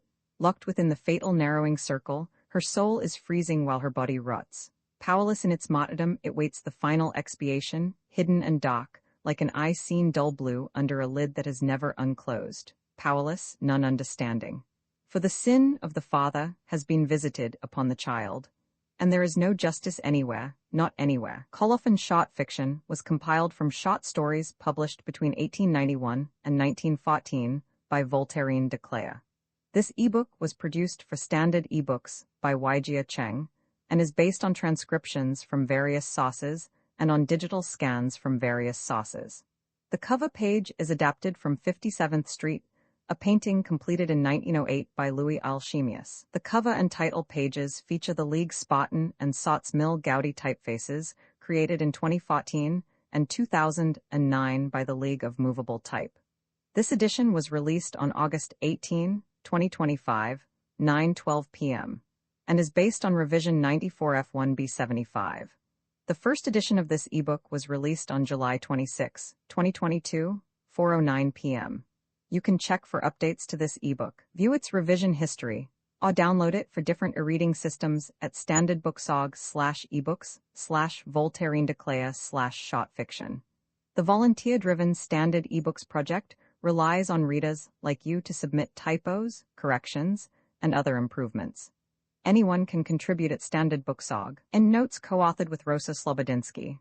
SE, editor right. Imprint this ebook is the product of many hours of hard work by volunteers for Standard eBooks and builds on the hard work of other literature lovers made possible by the public domain. This particular ebook is based on transcriptions from various sources and on digital scans from various sources. The source text and artwork in this ebook are believed to be in the United States public domain. That is, they are believed to be free of copyright restrictions in the United States. They may still be copyrighted in other countries, so users located outside of the United States must check their local laws before using this ebook. The creators of and contributors to This ebook dedicate their contributions to the worldwide public domain via the terms in the CC 01.0 Universal Public Domain dedication. For full license information, see the uncopyright at the end of this ebook. Standard eBooks is a volunteer-driven project that produces ebook editions of public domain literature using modern typography, technology, and editorial standards, and distributes them free of cost. You can download this and other ebooks carefully produced for true book lovers at Standard Books.org. Some nihilists I have met. The word nihilist is so generally associated with darkness, secrecy, dynamite, assassination, and blood that had someone whispered 5 minutes before the encounter, "You are about to meet a genuine Russian nihilist," I should, no doubt, have hastily retreated to the shelter of law-abiding domiciles, far from the dirty, tortuous downtown quarter, where, amidst a labyrinth of alleys and deceitful little streets that mockingly led against walls, and then turned back into one another, I found myself one snowy afternoon, picking my way somewhat disgustedly, with no very clear idea concerning my exact whereabouts. One thing, however, was sure: I had been appointed on a committee to secure musical talent for a concert shortly to be given by a certain society, the proceeds of which were to be used for the purchase of turkeys for people who otherwise could not properly celebrate the Christmas feast. Having learned through devious channels of a new violin wonder whose services were to be had for a reasonable consideration, I had at length obtained his address and gone in pursuit of him. It was indeed a pursuit. For half an hour I chased skulking lampposts, that on being captured mockingly stood forth without the shadow of a letter on them, signs that had grown so old in wind and weather as to be illegible. A few new brick corners that seemed to say, "Here we are, and we don't need a name to tell you, we're plain enough without it," as indeed they were among such heaps of dirt and ruin, and finally, people who smiled vaguely and answered me in a foreign language. At length I stopped perfectly still, leaned against a wall and said, "What next?" My mouth and ears seemed to be two personalities, the latter being very much surprised to hear the English language in this town of skis and oviches, and the former very defiant and determined. It said slowly, "I shan't give up now, I surely will find Mr. W. Why?" I lifted my eyes with a sigh and lo, strange mockery of this cynical quarter there, precisely opposite, on a black sign with staring gilt letters, was the very name which had so persistently and so successfully eluded me. H.W.Y. Violinist Concerts Lessons. I went up the 2 white steps, the sepulchral steps which can never be omitted from the meanest tenement of old Philadelphia, and rapped loudly and long. A woman with bright red cheeks and a mass of curly auburn hair bushing astonishingly about her head admitted me. Mr. W.Y. was in. Walk up. Bless him for being in, I thought, as I climbed the steep, dark stairs. My luck must have turned at last. The woman had left me to guide myself, only directing me to the first door on the left. As I stepped into the upper hall, I heard a low cry, something neither human nor unhuman, that made me catch my breath. There were 2 or 3 wails, and then a sob was broken short. Then the cries began in a lower key. I felt as if a cold wind had suddenly blown over me and frozen me to the floor. This, then, was the wonderful violin, this thing which cried and moaned just inside the room. I must have stood 10 minutes listening when I felt someone behind me, and turned to hear the woman say, "Just rap, he's only playing by himself." "Does he often do it, play like that?" I whispered under my breath. She smiled, "All the time. The worst is, he gets up in the night, you'd think dead folks were crying in the room. Some people believe dead folks do play music, but I don't," she added, knocking on the door. The wailing ceased as if the thing which cried had been startled and fled. Directly the door was opened and I was invited to enter. The room was neither small nor large, but oh, so bare. There was only a bed without pillows, a chair, a trunk, a table contrived from a dry goods box, a stand piled high with books, over which lay the violin, and a music rack back of which, on the floor, lay a mass of music. No heat, and the temperature dangerously near the freezing point. What wonder the violin wailed? I see the whole picture now as it was photographed upon my memory by the cloudy, snow-luminous light that came through the curtainless windows, striking the staring walls and dark wood floor, and the tall figure in the center holding the magical bow. Certainly it was a homely face, one of the homeliest I have ever seen, in spite of the fine, Beethoven-like forehead that relieved it from any charge of stupidity. Yet this very ugliness was curiously attractive. The square, prominent jaw with the wide, thin-lipped mouth was a character study. Those small, light-intent eyes fascinated, and the Tata nose, utterly ugly, somehow impressed one as having an individuality of its own that might, on occasion, express itself. I interrupted you, said I, by way of beginning. It is too bad. I had been luxuriating in the misery of those notes for nearly a quarter of an hour in the hall. He flushed slightly. You should have knocked, I was merely passing time. Was it an improvisation? I inquired, curious to know what human heart had first cried so brokenly. Oh no, he answered. It is a composition, the plea of a nihilist, a Siberian exile to his jailer. There are words. Ah, I said with interest. Do such compositions circulate generally then? A real laugh went over the ugly mouth, and yet a laugh with more of sarcasm than pleasure in it. Certainly not. It is a prison offense to sing them. All the same there are means. But, I suggested, are they not dangerous? Were you not afraid to become implicated with the nihilists? He drew himself up proudly. I myself was one. What? I exclaimed. You, a man with a soul for such music, can you believe in killing people? Do you think the Tsar should be assassinated? The same sarcastic smile crossed his mouth. Why should he not be assassinated? Thousands of people die every year merely for his pleasure. Is he any better than other murderers? What do you mean by saying that thousands of people die for his pleasure? He does not kill anybody.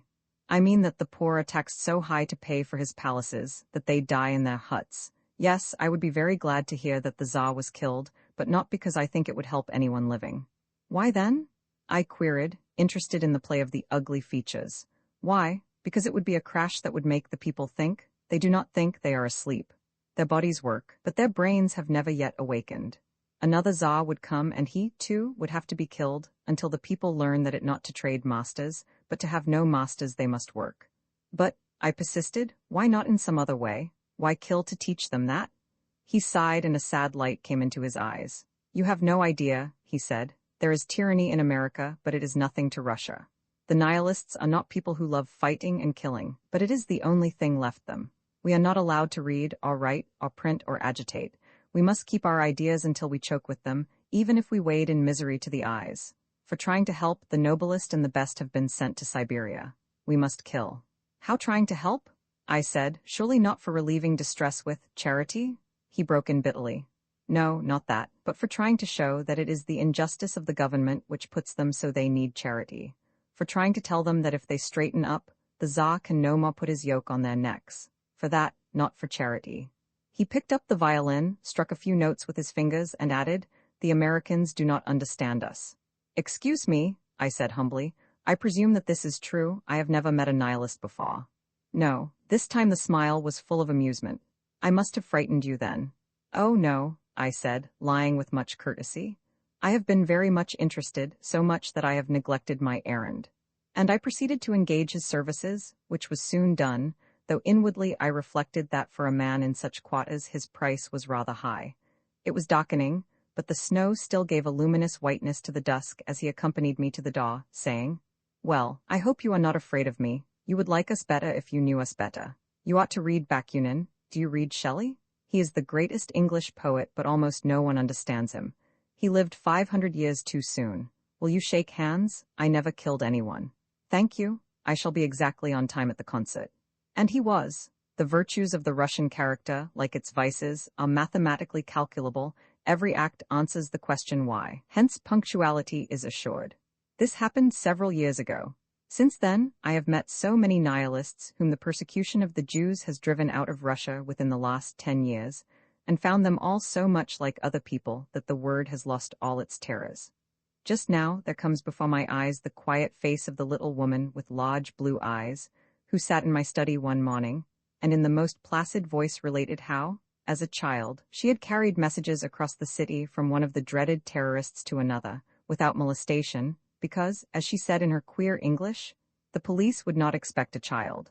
And again, when the officers had searched the house, she had lain with the prohibited books under her pillow, because even they are polite, more or less, and will not come into a girl's room if she is in bed, unless they expect her very much.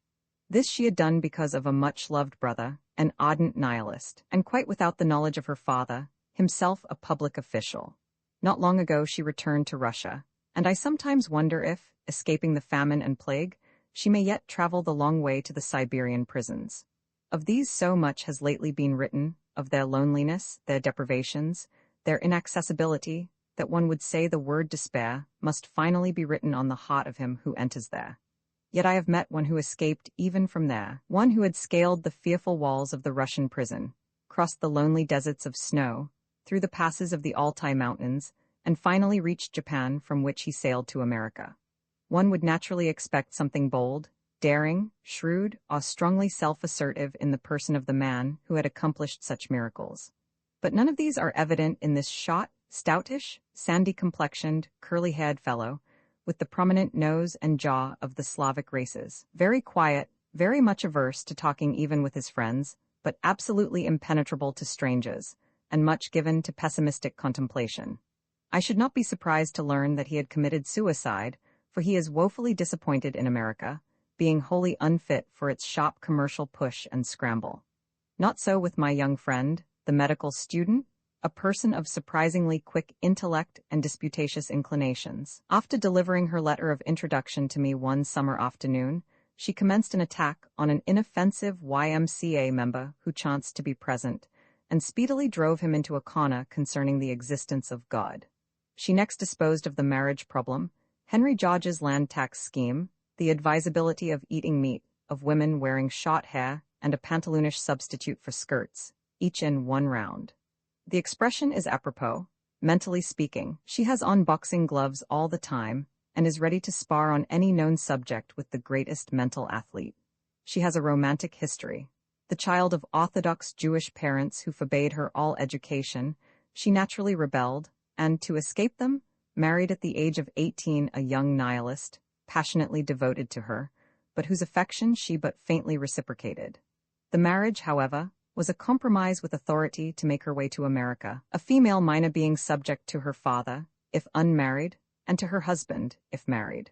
Neither her husband nor herself believed in the binding efficacy of any ceremony, however, and after 2 years of wedlock, she concluded to take up life alone. She had been swept into the storm of struggle between living with a husband she did not love, for his sake, or obeying her desire to live alone and be free. I fancy it was a little hard for him to give up the woman he so dearly loved, though he did believe in perfect liberty. However, he did it with tolerable grace, and they greet one another as mere comrades now. He still retains his nihilistic enthusiasm, ingrained in all his life, but she has left it behind as a cast-off shell. Indeed, she has a faculty of casting her coat of ideas quite regularly, withal remaining a very attractive and interesting person, in spite of inconsistency. One thing, however, is very shocking to American feelings among all these people, an utter absence of filial affection. And yet, it is mathematically calculable, given the facts of utter rigidity, conservatism, and intolerance on the part of the parents, a tendency to curb every aspiration towards change, a resolution to put the garb of the 17th century on the back of the 19th, and, as a result, it is impossible that we should love our parents. They say, at first they regard as hypocrisy all evidences of attachment between American parents and children. After time, however, larger influences of a freer life unconsciously mold them over. And now, among all those who have come into the circle of my acquaintance, I remember very few who, from ardent state haters, furious social reformers ready to compel the world into a social paradise laid out on paper, even at the point of a bayonet, have not now become ambitious, make the most of it people, arrived at the conclusion that if the world is bound to perdition, it will go in spite of them, and if salvation is in store, it will save itself according to some gigantic evolution, whose form is yet dimly seen by the human mites whose lives are weaving into it. At present, I remember one face only, a wild, burning face, utterly unsubduable, which stands out in never-surrender prominence. I saw it in an artist's gallery in the West, where this strange personage was posing as a study of a bandit. Imagine a small, lithe figure, sinuous as a serpent, a pointed face lighted with tremendous lights of fire and sunset and running water gleams in the depths of eyes now somber, now glowing under heavy brows, long, loose curling hair falling to the shoulders, a picturesque dress of white embroidered blouse, dark pantaloons and silken sash, and a voice quick and vibrant as the motion of a cobra's tongue. We entered into a conversation concerning a total vegetarian diet, and to my astonishment, this singular being declared that for 8 years he had eaten nothing but raw food, vegetables, and fruit, and for the last 2 years fruit alone. He had been living near to nature indeed, In the summer he slept upon the ground, in the winter, in a blanket on the floor, had done so for 17 years. On questioning what had led him to so strange a life, he answered, "Because I want to be free. I saw that men were slaves of their own artificial needs, out of which have grown so many oppressive laws, systems of production, and so forth. I did not wish to work for anyone else, not to slave 9 or 10 hours a day to gratify a need which is only imaginary. The chief causes of this foolish industry are the need for food and clothing. Civilization, so-called, seems to have a rage for every possible compound, healthy or unhealthy, beautiful or ugly, so that these increase the necessity for toil. I said to myself, I will learn to live on little, to overcome the need for so many changes of clothing, and I shall be free. I have done so. I can live very comfortably on 8 cents a day, and I do not starve on 5. Then you see I love what is beautiful. A fruit dinner is beautiful to look at. Mr. C, the artist, would even like to paint it, but suppose he paints a carnivorous dinner. Is there anything about it? No woman need slave over the stove to prepare my meal, and there need be no dishes to wash afterward. Oh, one escapes a great deal of slavery. One's blood is never overheated, nor subject to internal changes. Winter and summer I dress the same, and am never too hot or too cold. I have my time to see, to study, to think. When I do work it is because I wish. But suppose everyone should do so? I said at last, what would life amount to? What would be accomplished? He laughed musically, and stepping to the window, pointed to the street below, where the workmen were going home, swinging their empty dinner pails. There they are, he said. Look at them. What are they living for? To build a city. Look at it. Look at those bricks, these cobblestones, those wagons, and the dirt everywhere. Down there it is dark already. Do you see anything beautiful anywhere? What is the use to build such a thing? Better to put a bomb under it all and blow it up. Look at them, he continued rapidly, all running here and there, and swallowing mouthfuls of filthy air at every breath. That is what they call business, having an aim in life. The animals are wiser. Why do you stay in the city? I inquired. I intend to leave within 2 weeks, he answered.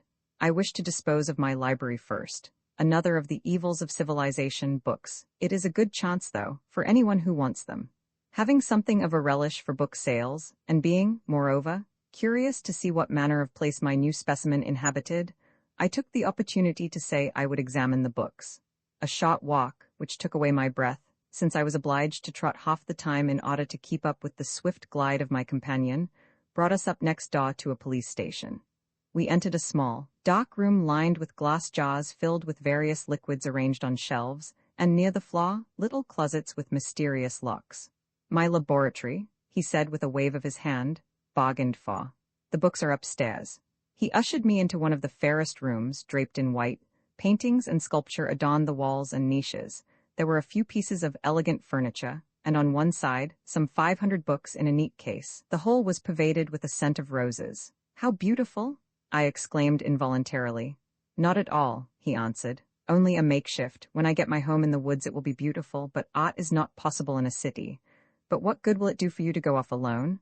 I said. You certainly have beautiful ideals, but if you isolate yourself, how will it help humanity?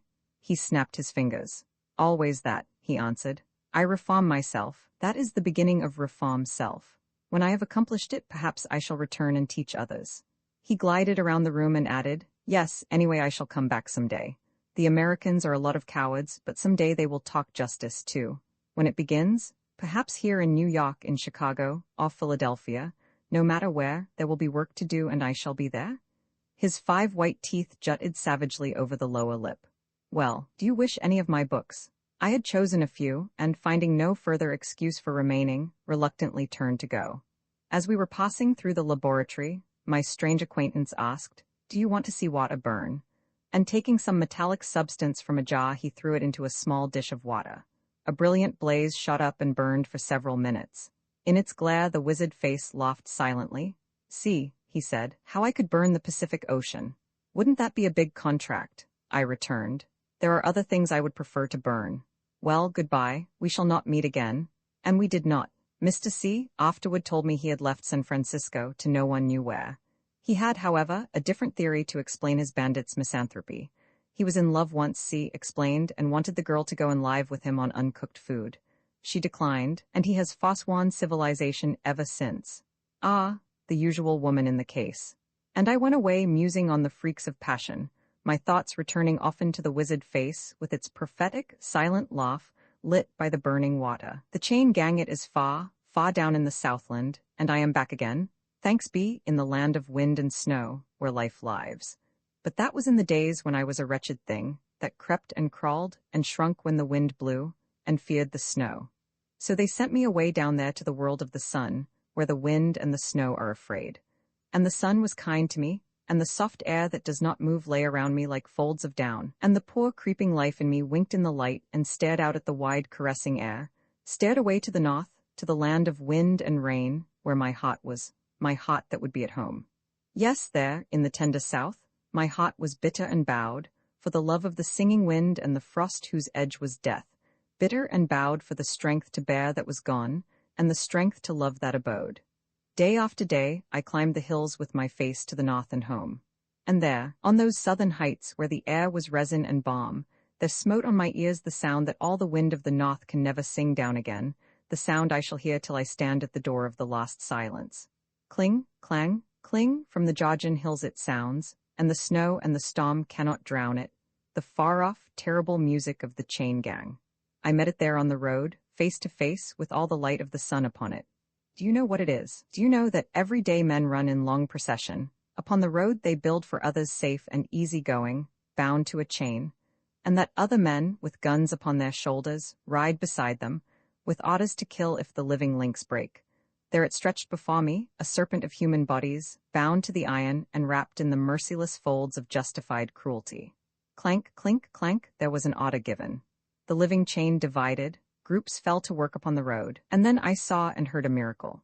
Have you ever, out of a drowsy, lazy conviction that all knowledges, all arts, all dreams, are only patient sums of many toils of many millions dead and living, suddenly started into an uncanny consciousness that knowledges and arts and dreams are things more real than any living being ever was, which suddenly reveal themselves, unasked and unawaited, in the most obscure corners of soul life, flashing out in prismatic glory to dazzle and shock all your security of thought, toppling it with vague questions of what is reality that you cannot silence.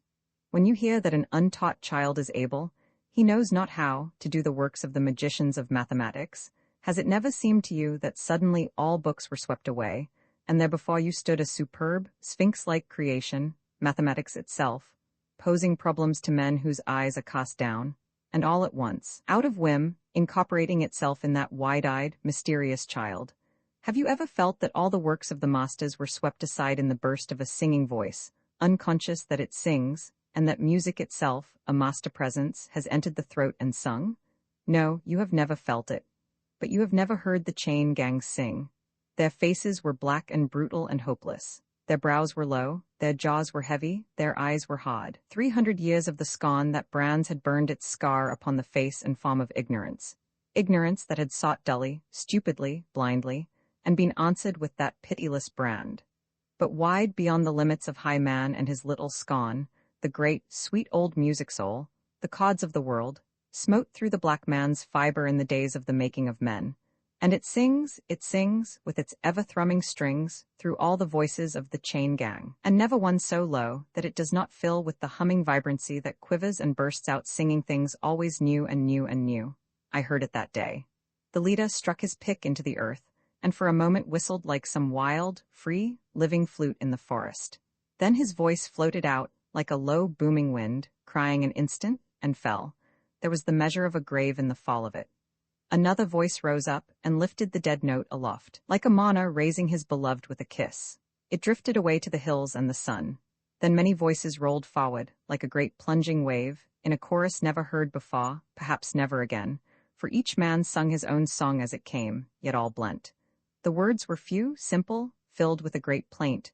The wail of the sea was in it, and no man knew what his brother would sing, yet added his own without thought as the rhythm swept on, and no voice knew what note its fellow voice would sing, yet they fell in one another, as the billow falls in the trough or rolls to the crest, one upon the other, one within the other, over, under, all in the great wave. And now one led and others followed, then it dropped back and another swelled upward, and every voice was soloist and chorister, and never one seemed conscious of itself, but only to sing out the great song. And always, as the voices rose and sank, the axes swung and fell, and the lean white face of the man with the gun looked on with a stolid, paralyzed smile. Oh, that wild, sombre melody, that long, appealing plaint with its hope laid beyond death. That melody that was made only there, just now before me, and passing away before me. If I could only seize it, hold it, stop it from passing, that all the world might hear the song of the chain gang. Might know that here, in these red Georgian hills, convicts, black, brutal convicts, are making the music that is of no man's compelling, that floods like the tide and ebbs away like the tide, and will not be held, and is gone, far away and forever, out into the abyss where the voices of the centuries have drifted and are lost. Something about Jesus and a lamp in the darkness, a gulfing darkness. Oh, in the massive sunshine must they still cry for light? All around the sweep and the glory of shimmering ether, sun, sun, a world of sun, and these still calling for light, sun for the road, sun for the stones, sun for the red clay, and no light for this dark living clay? Only heat that burns and blaze that blinds, but does not lift the darkness. And lead me to that lamp. The pathetic prayer for light went trembling away out into the luminous gulf of day, and the axes swung and fell, and the grim, dry face of the man with the gun looked on with its frozen smile. So long as they sing, they work, said the smile, still and ironical. A friend to them that's got no friend.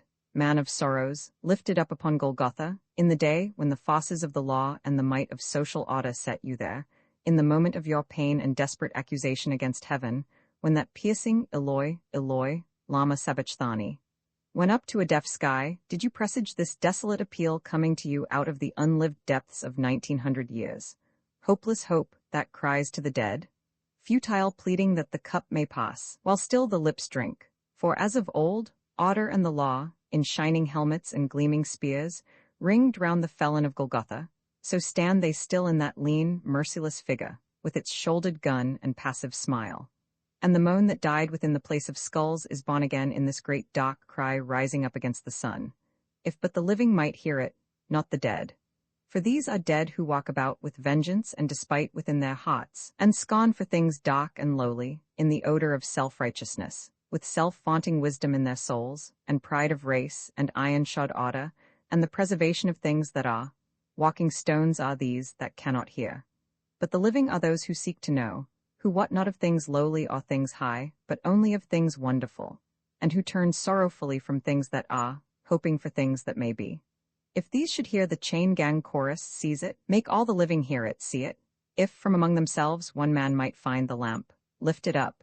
Paint for all the world these Georgian hills, these red, sunburned roads, these toiling figures with their rhythmic axes, these brutal, unilumined faces, dull, groping, depth-covered, and then unloose that song upon their ears, till they feel the smitten, quivering hearts of the sons of music beating against their own.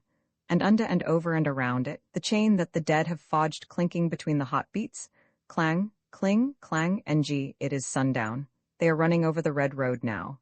The voices are silent, only the chain clinks. The heart of Angiolillo, some women are born to love stories, as the sparks fly upward. You see it every time they glance at you, and you feel it every time they lay a finger on your sleeve. There was a party the other night, and a 4-year-old baby who couldn't sleep for the noise crept down into the parlor, half frightened to death, and transfixed with wonderment at the crude performances of an obtuse visitor who was shouting out the woes of Othello. One kindly little woman took the baby in her arms and said, "What would they do to you if you made all that noise?" "Whip me," whispered the child, her round black eyes half admiration and half terror, and altogether coquettish, as she hid and peered round the woman's neck. And every man in the room forthwith fell in love with her, and wanted to smother his face in the bewitching rings of dark hair that crowned the dainty head, and carry her about on his shoulders, or get down on his hands and knees to play hoss for her, or let her walk on his neck, or obliterate his dignity in any other way she might prefer. The boys tolerated their fathers with a superior, 14 or 15 years from now, they will be playing the humble cousin of the hoss before the same little ringed-haired lady, and having spotted Nick Bottom's ears to no purpose, half a dozen or so will go off and hang themselves, or turn monk, or become bold, bad men, and revenge themselves on the sex. But her conquests will go on, and when those gracious rings are white as snow, the children of those boys will follow in their grandfathers' and fathers' steps and dangle after her, and make drawings on their fly leaves of that sweet kiss-cup of a mouth of hers, and call her their elder sister, and other devotional names. And the other girls of her generation, who were not born with that marvelous entangling grace in every line and look, will dread her and spite her, and feel mean satisfaction when some poor fool does swallow laudanum on her account. Smiles of glacial virtue will creep over their faces like slippery sunshine, when one by one her devotees come trailing off to them to say that such a woman could never fill a man's heart nor become the ornament of his hearthstone. The quiet virtues that wear are all their desire. Of course they have just been studying her character, and that of the foolish men who dance her attendance, but even those are not doing it with any serious motives. And the neglected girls will serve him with homemade cake and wine which he will presently convert into agony in that pearl shell ear of hers. And all the while, the baby will have done nothing, but be what she was born to be through none of her own choosing, which is her lot and portion. And that is another thing the gods will have to explain when the day comes that they go on trial before men, which is the real day of judgment. But this isn't the baby's story, which has yet to be made, but the story of one who somehow received a wrong portion. Some inadvertent little angel in the destiny shop took down her name when the heroine of a romance was called for, and put her where she shouldn't have been, and then ran off to play no doubt, not stopping to look twice. For even the most insouciant angel that looked twice would have seen that Effie was no woman to play the game of hearts, and there's only one thing more undiscerning than an angel, and that is a social reformer. Effie ran up against both. They say she had blood in her girlhood, that it shone red and steady through that thin, pure skin of hers. But when I saw her, with her nursing baby in her arms, down in the smutching grime of London, there was only a fluctuant blush, a sort of pink ghost of blood, hovering back and forth on her face. And that was for shame of the poverty of her neat bare room. Not that she had ever known riches. She was the daughter of Scotch peasants and had gone out to service when she was still a child. Her chest was hollowed in and her back bowed with that unnatural labor. There was no gloss on the pale, sandy hair, no wilding tendrils clinging round the straight, smooth forehead, no light of coquetry or grace in the glimmering blue eyes, no beauty in her at all, unless it lay in the fine, hard sculptured line of her nose and mouth and chin when she turned her head sideways. You could read in that line that having spoken a word to her heart, she would not forget it nor unsay it. And if it took her down into Gethsemane, she would never cry out though by all forsaken. And that was where it had taken her then. Some ready condemner of all that has been tried for less than 1,000 years will say it was because she had the just reward of those who, holding that love is its own sanction, and that it cannot be anything but degraded by seeking permissions from social authorities, live their love lives without the consent of church and state. But you and I know that the same dark garden has awaited the woman whose love has been blessed by both, and that many such a life lamp has flickered out in a night as profound as poverty and utter loneliness could make it. So if it was justice to Effie, what is it to that other woman? In truth, justice had nothing to do with it. She loved the wrong man, that was all, and married or unmarried, it would have been the same, for a formula doesn't make a man, nor the lack of it unmake him. The fellow was superior in intellect. It is honesty only which can wring so much from those who knew them both, for as to any other thing she sat as high over him as the stars are. Not that he was an actively bad man, just one of those weak, uncertain, tumbling about characters, having sense enough to know it is a fine thing to stand alone, and vanity enough to want the name without the game, and cowardice enough to creep around anything stronger than itself, and hang there, and spread itself about, and say, "Lo, how straight am I?" And if the stronger thing happens to be a father or a brother or some such tolerant piece of friendly, self-sufficient energy, he amuses himself a while, and finally gives the creeper a shake and says, "Here, now, go hang on somebody else if you can't stand alone." And the world says he should have done it before. But if it happens to be a mother or a sister or a wife or a sweetheart, she encourages him to think he is a wonderful person, that all she does is really his own merit, and she is proud and glad to serve him. If after a while she doesn't exactly believe it anymore, she says and does the same, and the world says she is a fool, which she is. But if, in some sudden spurt of masculine self-assertiveness, she decides to fling him off, the world says she is an unwomanly woman, which again she is, so much the better. Effie's creeper dabbled in literature. He wanted to be a translator and several other things. His appearance was mild and gentlemanly, even supermodest. He always spoke respectfully of Effie, and as if momentously impressed with a sense of duty towards her. They had started out to realize the free life together, and the glory of the new ideal had beckoned them forward. So no doubt he believed, for a pretender always deceives himself worse than anybody else. But still, at that particular period, he used to droop his head wearily and admit that he had made a great mistake. It was nobody's fault but his own, but of course, Effie and he were hardly fitted for each other. She could not well enter into his hopes and ambitions, never having had the opportunity to develop when she was younger. He had hoped to stimulate her in that direction, but he feared it was too late. So he said in a delicate and gentlemanly way, as he went from one house to the other, and was invited to dinner and supper, and made himself believe he was looking for work. Effie, meanwhile, was taking home boys' caps to make, and worrying along incredibly on bread and tea, and walking the streets with the baby in her arms when she had no caps to make. Of course, when a man drinks other people's teas a great many times, and sits in their houses, and borrows odd shillings now and then, and assumes the gentleman, he is ultimately brought to the necessity of asking someone to tea with him. So one spring night, the creeper approached Effie rather dubiously with the statement that he had asked 2 or 3 acquaintances to come in the next evening, and he supposed she would need to prepare tea. The girl was just fainting from starvation then, and she asked him wearily where he thought she was to get it. He cast about a while in his pusillanimous way for things that she might do, and finally proposed that she pawn the baby's dress, the white dress she had made from one of her own girlhood dresses, and the only thing it had to wear when she took it out for air. That was the limit, even for Effie. She said she would take anything of her own if she had it, but not the baby's, and she turned her face to the wall and clung to the child. When the tea time came next day, she went out with the baby and walked up and down the surging London streets looking in the windows and crushing back tears. What the creeper did with his guests she never knew, for she did not return till long after dusk, when she was too weary to wonder any more, and she found no one there but himself and a dark stranger, who spoke little and with an Italian accent, but who measured her with serious, intense eyes. He listened to the creeper, but he looked at her. She was quite fagged out and more bloodless than ever as she sat motionless on the edge of the bed. When he went away, he lifted his hat to her with the grace of an old-time courtier, and begged her pardon if he had intruded. Some days after that he came in again, and brought a toy for the baby, and asked her if he might carry the child out a little for her. It looked sickly shut up there, but he knew it must be heavy for her to carry. The creeper suddenly discovered that he could carry the baby. All this happened in the days when a pious queen sat on the throne of Spain.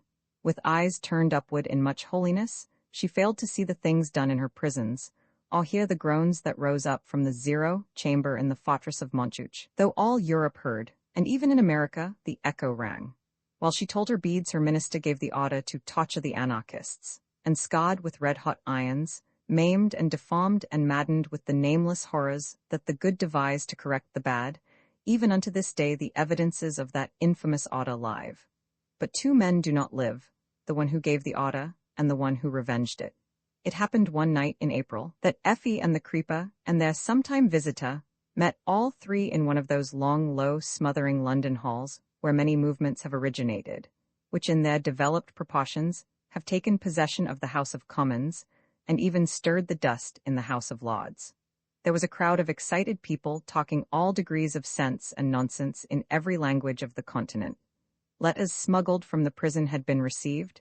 New tales of torture were passing from mouth to mouth. Fresh propositions to arouse a general protest from civilization were bubbling up with the anger of every indignant man and woman.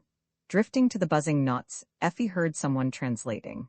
It was the letter of the tortured Noggs, who a month later was shot beneath the fortress wall. The words smote her ears like something hot and stinging. You know I am one of the 3 accusers, the other 2 are Ashery and Molas, who figure in the trial. I could not bear the atrocious tortures of so many days. On my arrest, I spent 8 days without food or drink, obliged to walk continually to and fro, or be flogged. And as if that did not suffice, I was made to trot as though I were a horse trained at the riding school, until wan with fatigue I fell to the ground.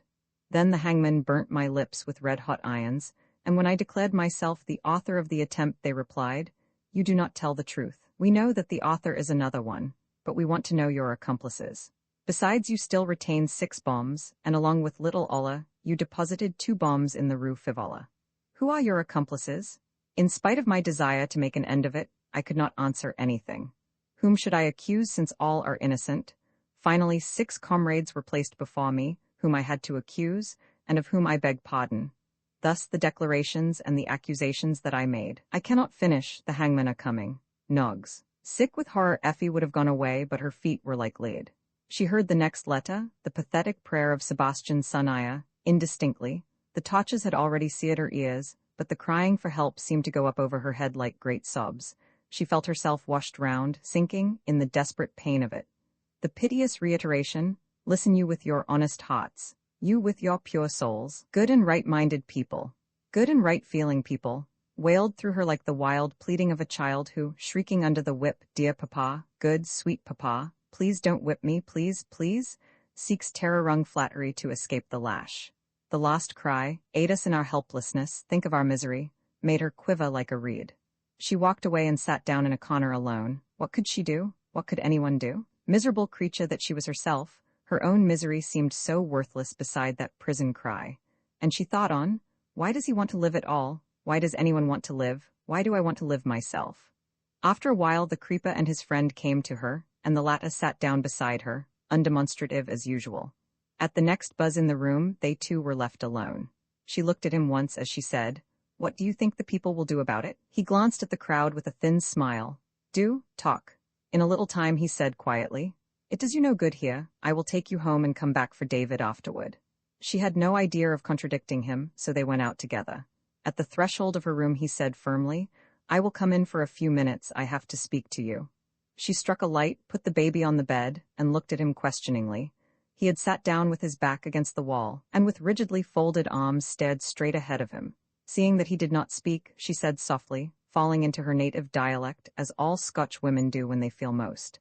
I canna get thee poor creatures cries Udo ma head. It's no human. No, he said shortly, and then with a sudden look at her, Effie, what do you think love is? She answered him with surprised eyes and said nothing. He went on, you love the child, don't you? You do for it, you serve it. That shows you love it. But do you think it's love that makes David act as he does to you? If he loved you, would he let you work as you work? Would he live off you? Wouldn't he wear the flesh off his fingers instead of yours? He doesn't love you, he isn't worth you. He isn't a bad man, but he isn't worth you. And you make him less worth. You ruin him, you ruin yourself, you kill the child. I can't see it anymore. I come here, and I see you weaker every time, whiter, thinner, and I know if you keep on you'll die. I can't see it. I want you to leave him, let me work for you. I don't make much but enough to let you rest. At least till you are well. I would wait till you left him of yourself, but I can't wait when I see you dying like this. I don't want anything of you except to serve the child because it's yours. Come away tonight, you can have my room, I'll go somewhere else. Tomorrow I'll find you a better place. You needn't see him any more, I'll tell him myself. He won't do anything, don't be afraid, come. And he stood up. Effie had sat astonished and dumb. Now she looked up at the dark, tense eyes above her and said quietly, I dinna understand. A sharp contraction went across the strong bent face. No, you don't understand what you are doing with yourself. You don't understand that I love you and I can't see it. I don't ask you to love me, I ask you to let me serve you. Only a little, only so much as to give you health again. Is that too much? You don't know what you are to me. Others love beauty, but I see in you the eternal sacrifice. Your thin fingers that always work, your face. When I look at it, it's just a white shadow. You are the child of the people that dies without crying. Oh, let me give myself for you. And leave this man who doesn't care for you, doesn't know you, thinks you beneath him, uses you. I don't want you to be his slave anymore. Effie clasped her hands and looked at them, then she looked at the sleeping baby, smoothed the quilt and said quietly, I didna take him the day to leave him the morra. It's no my fault if you're daft aboot me. The dark face sharpened as one sees the agony in a dying man, but his voice was very gentle, speaking always in his blurred English. No, there is no fault in you at all. Did I accuse you? The girl walked to the window and looked out. Some way it was a relief from the burning eyes which seemed to fill the room, no matter that she did not look at them. And staring off into the twinkling London night, she heard again the terrible sobs of Sebastian Sanaya's letter rising up and drowning her with its misery.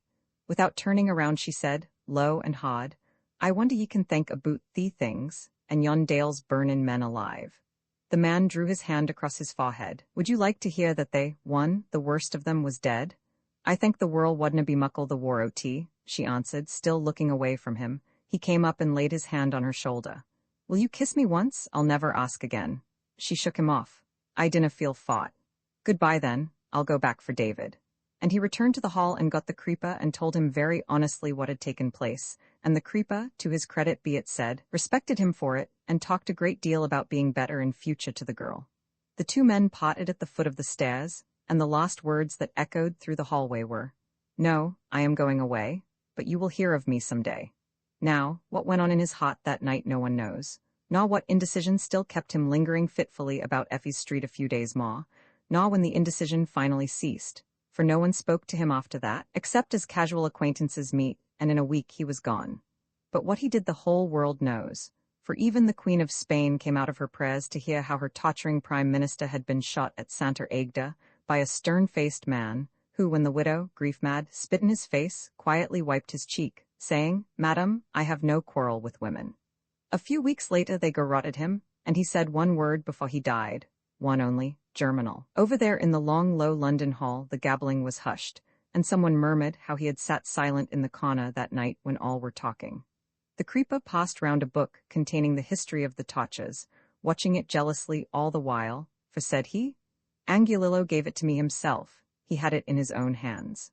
Effie lay beside the baby in her room, and hid her face in the pillow to keep out the stare of the burning eyes that were dead, and over again she repeated, "Was it my fault? Was it my fault?"